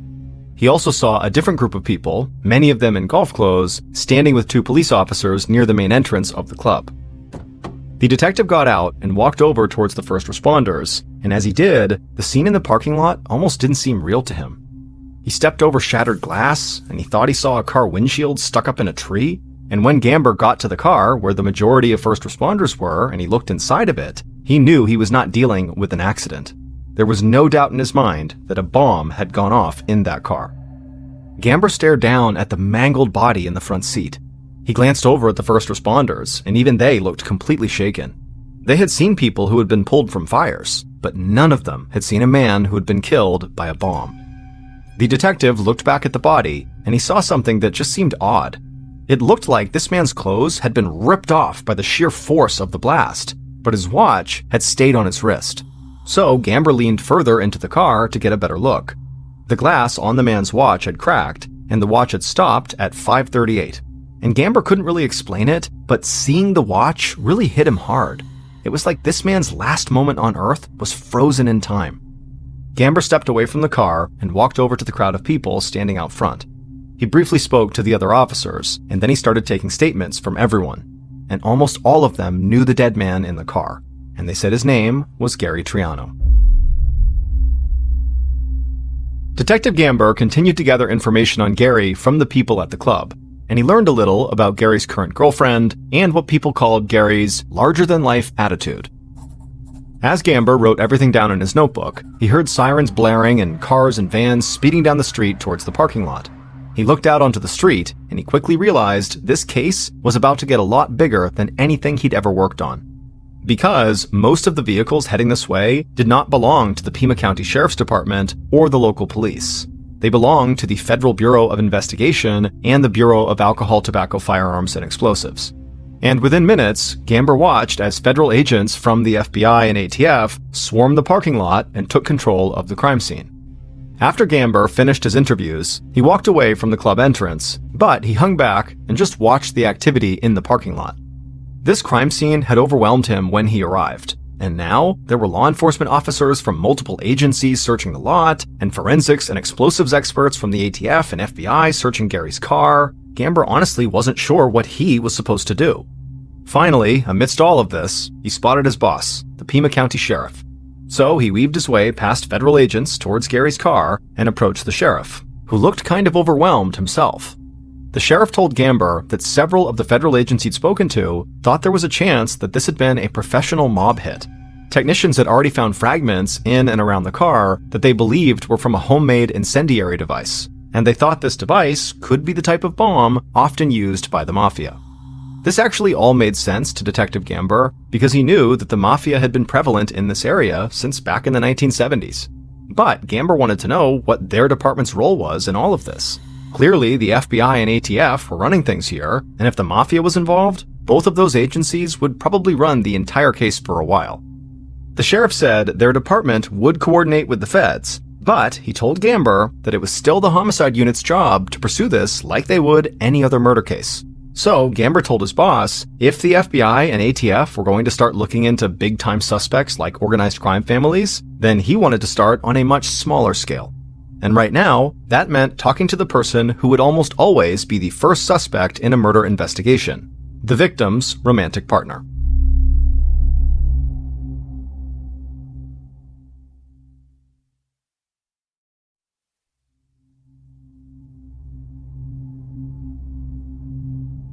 A little over an hour after the explosion, a woman stepped out of her car and approached the country club parking lot.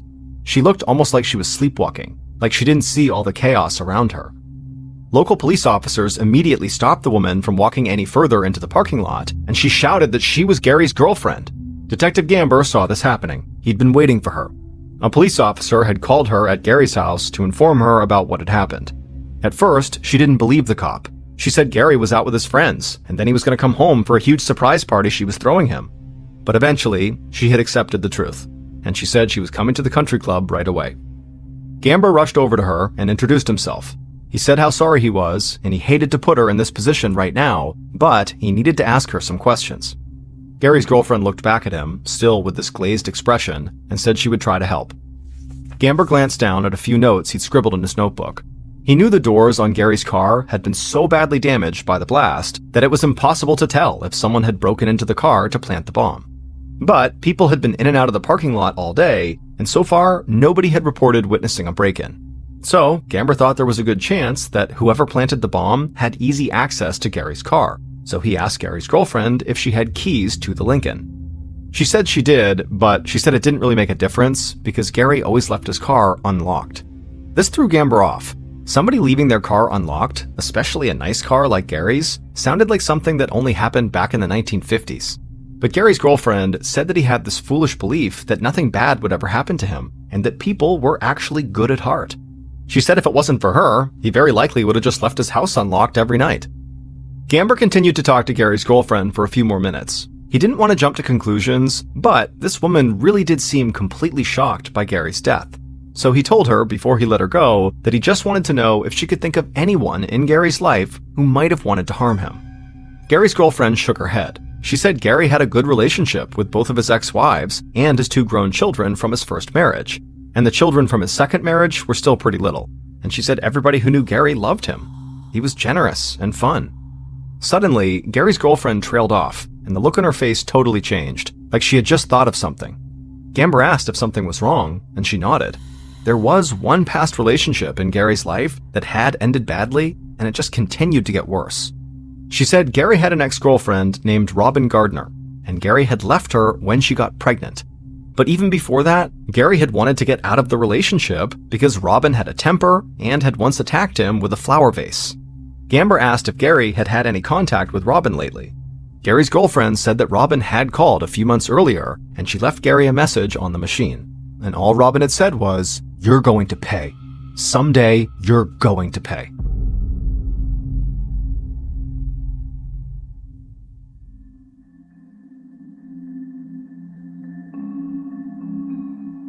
The day following the bombing, FBI and ATF agents remained focused on possible mob ties to Gary's murder, while Detective Gamber drove to meet Gary's ex-girlfriend, Robin, at her house. By this time, the bombing was all over the news in the region, so Robin was well aware that Gary had died. Robin opened the door, holding her baby girl in her arms, and she led the detective into the kitchen, where her new husband was already sitting at the table. Gamber took a seat, and he didn't waste any time. He said he knew that Robin had once physically assaulted Gary because Gary had called 911 and asked police to remove her from his house. Gamber also knew about the threatening phone message she had left him. Robin's face immediately turned red, and she looked very embarrassed. She said she couldn't justify her actions, but Gamber clearly did not have the full story. When she had gotten pregnant, Gary had openly doubted that the baby was his. He broke up with her and didn't want any responsibility for the child, so she lashed out because she was hurt and scared and didn't know if she'd be able to provide for her baby on her own. But after the baby was born and a paternity test proved that she was Gary's daughter, Gary had said he would help take care of her financially, and Robin and Gary's relationship became a lot more civil. The baby started crying a little, and Robin asked if she could excuse herself. Gamber said of course, and Robin carried the baby out of the kitchen. Her husband watched to make sure she was out of earshot, and then he leaned toward Gamber and spoke quietly. He said there was no doubt that his wife had a temper. If Robin was mad, she made it really clear. But despite the issues she'd had with Gary, Robin's husband said that she told him that Gary was a good man for admitting he was wrong and doing his part to make sure the baby was taken care of. By the time Gamber left the house, he didn't feel like Gary's ex-girlfriend or his latest girlfriend were the likely killers. He didn't want to eliminate any suspects until he had more clear evidence, but he knew Gary's ex-wives and his grown children could also have a motive to kill Gary. and all of them most likely knew about Gary's strange habit of keeping his car doors unlocked, so they would know how easy it would be to place a bomb in the Lincoln town car. During the week following the bombing, Detective Gamber checked in often with the sheriff and with the FBI and ATF. The feds were still tracking leads connected to the mafia, and they were delving deep into Gary's financial records. It had become clear that Gary had racked up millions of dollars in debt, and he owed people money all over the world, so they were even following international leads. But all of the agencies believed Detective Gamber's investigation held just as much weight as theirs. It was still entirely possible that Gary's murder was personal and had nothing to do with his business dealings. So Gamber arranged separate interviews with Gary's 2 ex-wives, but both of these meetings played out almost exactly the same way. All Gary's first wife, Mary, and his second wife, the socialite Pamela, really told Gamber was that they loved Gary, thought he was a great father, and they had remained good friends with him after their divorces. They were also both heartbroken by Gary's death. After meeting Mary and Pamela, Detective Gamber did not feel like he had any new information about the case, and he was already starting to get frustrated. Gary's somewhat tangled romantic life had seemed like a strong lead, but his relationships with his ex-wives appeared to have both been pretty healthy. And even as Gary had started to struggle financially, he always paid his child support, so that was not a cause for conflict. And Gamber also had to admit that both women had really solid alibis. Neither of them had been in town when Gary died. Following the meetings with the ex-wives, Gamber interviewed Gary's son and daughter from his first marriage, who were both in their mid-20s, and he hoped they would give him something to go on. But they would both say that Gary was a great dad and an amazing friend. He meant everything to them. They admitted that when they were teenagers and their parents got divorced, they had blamed their dad at first, but they ended up loving their stepmom and their 2 little half-siblings, so any animosity they felt towards their dad had disappeared. And so in about the span of a week, Gamber had met with the people he believed had the clearest personal motives to kill Gary, but he felt like he still hadn't gotten anywhere. At the same time, the federal investigations also seemed to be stalling. There were plenty of leads, but each one of them fell apart under the slightest bit of scrutiny. So, as November came to an end, everyone involved in the hunt for Gary's killer worried that the case was already drying up, and that the killer, who had set off a homemade bomb in the city of Tucson, would remain free and out on the streets. In early December, about a month after Gary's murder, Detective Gamber got a phone call at his desk, and as soon as the man on the line began talking, Gamber could hear the urgency in his voice. The man said he was an investigator from Aspen, Colorado. He'd just seen a news report about Gamber's ongoing investigation, and he had some strange pieces of evidence that he thought might be connected to the car bombing. When Gamber heard this, he felt like he'd just woken up after a long night of sleep. This was the first time he'd been excited about this case in weeks. The Colorado investigator said he'd been working a fraud case for months, trying to track down a man named Ron Young. Ron had bilked a bunch of people out of thousands of dollars. And back in October, this investigator had found an abandoned minivan in California that Ron had rented. Inside the van, the investigator said he'd found a sawed-off shotgun. He'd also found some potential evidence that he didn't really understand at the time. But after seeing the news report about this car bombing, he thought that evidence he found might finally make sense. Gamber was now standing up at his desk, just waiting with anticipation to hear what this evidence was. The investigator said he had found a map of Tucson, Arizona, and a piece of paper with some names on it. And one of those names was Gary Triano. Gamber felt his hands shaking. He wanted to run out of the station and go find Ron Young right away. So he asked the investigator to please send over all the information he had on him. The investigator said he would do that as soon as they hung up, but he gave Gamber a warning. He said Ron was elusive, and tracking him down would not be easy. Throughout the end of 1996 and the first several months of 1997, Detective Gamber worked with the FBI to try to locate Ron. But after months of searching, Gamber started to feel like the investigator from Colorado had made a huge understatement. Ron was not just elusive, this man was a ghost. None of Ron's family or friends, or anyone he knew, seemed to have any idea where he was. He might as well have just dropped off the face of the earth. And even with Gamber and the FBI coordinating with state and local authorities across the country, they could not get a viable lead on Ron's location. During this time, the other aspects of the investigation had also hit a wall, and so even the federal agencies believed that finding Ron was their only real option for keeping the case going. But as more time went by and they still could not find Ron, Gamber started to get the sick feeling that Gary's killer would never be found and his family would never get closure. And for Gamber, who was still so new to the homicide unit, this felt like a total failure. And by early summer of 1997, about 7 months after Gary's murder, there was still no sign of Ron, and Detective Gamber's fears came true. The interagency task force that had been working on the case disbanded. The feds left, and Gary's murder was no longer considered a top priority for the Pima County Sheriff's Department. Gamber did his best to try to return to the case files whenever he could, but he soon had other homicide investigations to lead. And then Gary's murder almost completely disappeared from the news, and the case went cold for a very long time.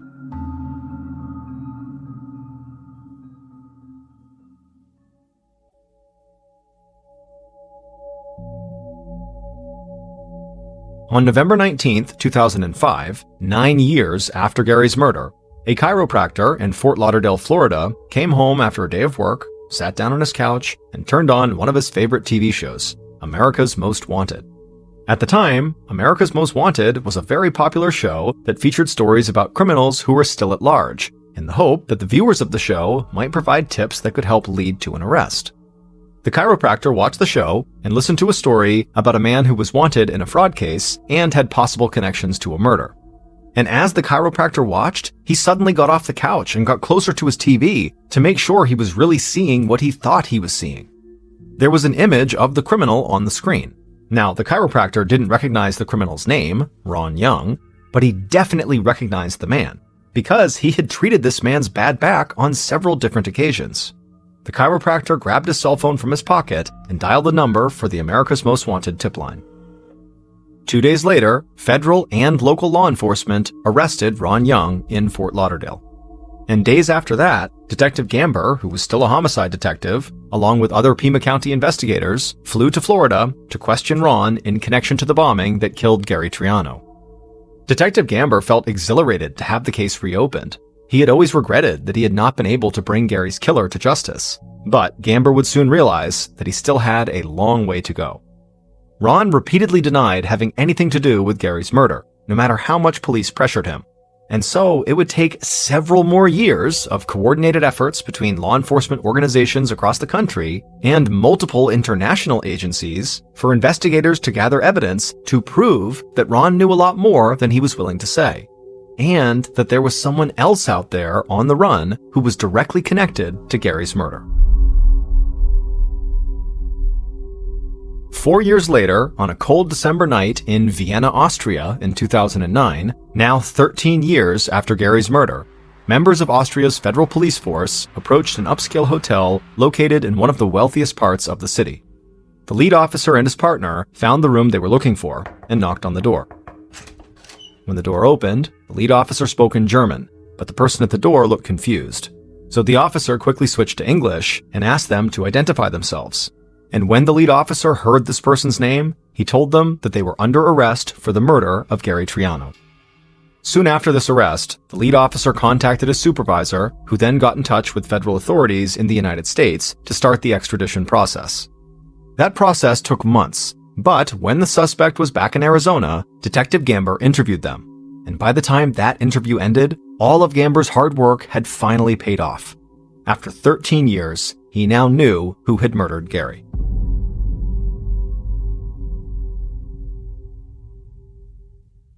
Based on evidence collected over the course of the entire investigation, the following is a reconstruction of what police believe happened to Gary on November 1st, 1996.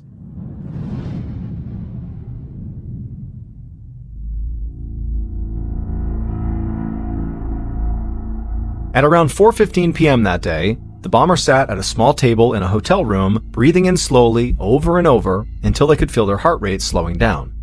When they felt completely calm, they reached out, picked up the homemade bomb they had spent days putting together, and then slowly placed it into an open wooden box laying on the table. They secured the bomb inside the box, and then walked across the room and grabbed the phone. They took a small piece of paper out of their pocket with a number scrawled on it and dialed. A friendly young man at the front desk of the La Paloma Country Club answered and asked how he could help. The bomber, using an equally friendly voice, asked the young man if Gary Triano was out on the golf course. The young man said he was. He said he had welcomed Gary into the club a little while earlier.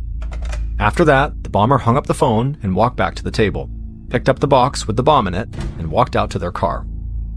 They set the box in the passenger seat and then drove slowly down the road. No need to take any stupid chances by driving fast. A few minutes later, the bomber pulled into the La Paloma parking lot. They spotted Gary's Lincoln Town Car and pulled into a spot that was as far away as they could get while still maintaining a clear view of Gary's car. The bomber scanned the lot and they didn't see anyone. So they opened their car door, went around to the other side, and carefully picked up the box with the bomb inside of it. They kept their head down as they walked to Gary's car. When they got there, they saw that the passenger side door was unlocked. They opened the door, crouched down, and placed the box on the floorboard. The bomber closed Gary's car door and quickly walked back to their car and climbed inside. And then they watched and waited. At around 5:30 p.m., they saw Gary step out of the country club. The bomber reached into their pocket and slipped out a small remote control. As they watched Gary get closer to his car, their heartbeat got faster. Gary climbed into his car, and after a second, the bomber watched as Gary leaned down towards the floorboard. And at that moment, the bomber hit a button on that remote. The bomber heard a loud bang and saw the roof of Gary's car go flying into the air. In the chaos, the bomber sped out of the parking lot and drove to a nearby payphone. They dropped a coin in, and when the person answered, the bomber said the job was done. The person on the other side of the call didn't say anything. They just hung up the phone and smiled at their two little children who were playing nearby. Ron Young, the man who had eluded authorities for years before getting caught by a chiropractor watching TV, built the bomb and placed it inside of Gary's car. But Ron was not the person who had set any of this in motion. Gary's second wife, the socialite Pamela Phillips, was the one behind everything. It turned out that despite what Pamela had told the police, she was not happy about her relationship with her ex-husband. Because ever since Gary had begun experiencing financial difficulties, he stopped giving Pamela the type of money he had given her in the past. Gary still paid child support and alimony, but there was nothing extra for her like there used to be. And so Pamela had decided that the only way she could get the kind of money from Gary that she wanted was by killing him. Because Gary had taken out a $2 million life insurance policy, and he had made Pamela and his two kids the beneficiaries. But until those kids turned 18, Pamela would receive the payout if Gary died, with the understanding that she would manage and invest the money for the kids. But Pamela just wanted the money for herself and did not want to wait any longer. So she offered a man she'd once had a romantic relationship with, Ron Young, $400,000 to do the job. Ron already had a criminal past, and he had some experience with explosives. So together, Pamela and Ron started planning Gary's murder, and they decided to use a homemade bomb. And in the fall of 1996, they found the perfect way to carry out their plan. Gary's girlfriend had wanted everyone in Gary's family to come to the surprise party she was planning. So she had invited Pamela and the kids, and even told Pamela her plan to keep Gary out of the house. He was going to play golf at La Paloma until around 5:30, and then go to another bar before coming home. So Pamela now had the perfect time and place for Ron to pull off the murder. She knew exactly where Gary was going to be, and she knew Gary never locked his car doors, so Ron would have no problem finding the car and planting the bomb. This all took years for Detective Gamber and investigators to put together, mainly because Ron had been so difficult to hunt down and to get any information from. But when they finally had him in custody and started getting closer to connecting Pamela to the murder, she took off to Europe. It took a while, but eventually, law enforcement agencies in Austria found her staying at a high-end hotel in Vienna. So they arrested her and sent her back to the United States. Ron Young and Pamela Phillips were both found guilty of murder and conspiracy. Ron received 2 life sentences without possibility of parole. Pamela received life in prison plus 25 years, also with no possibility of parole. And because of the amount of time this investigation took, it was both Detective Gamber's second homicide case and his last. He retired from the force not long after having helped solve Gary's murder. A quick note about our stories: they are all based on true events. But we sometimes use pseudonyms to protect the people involved, and some details are fictionalized for dramatic purposes.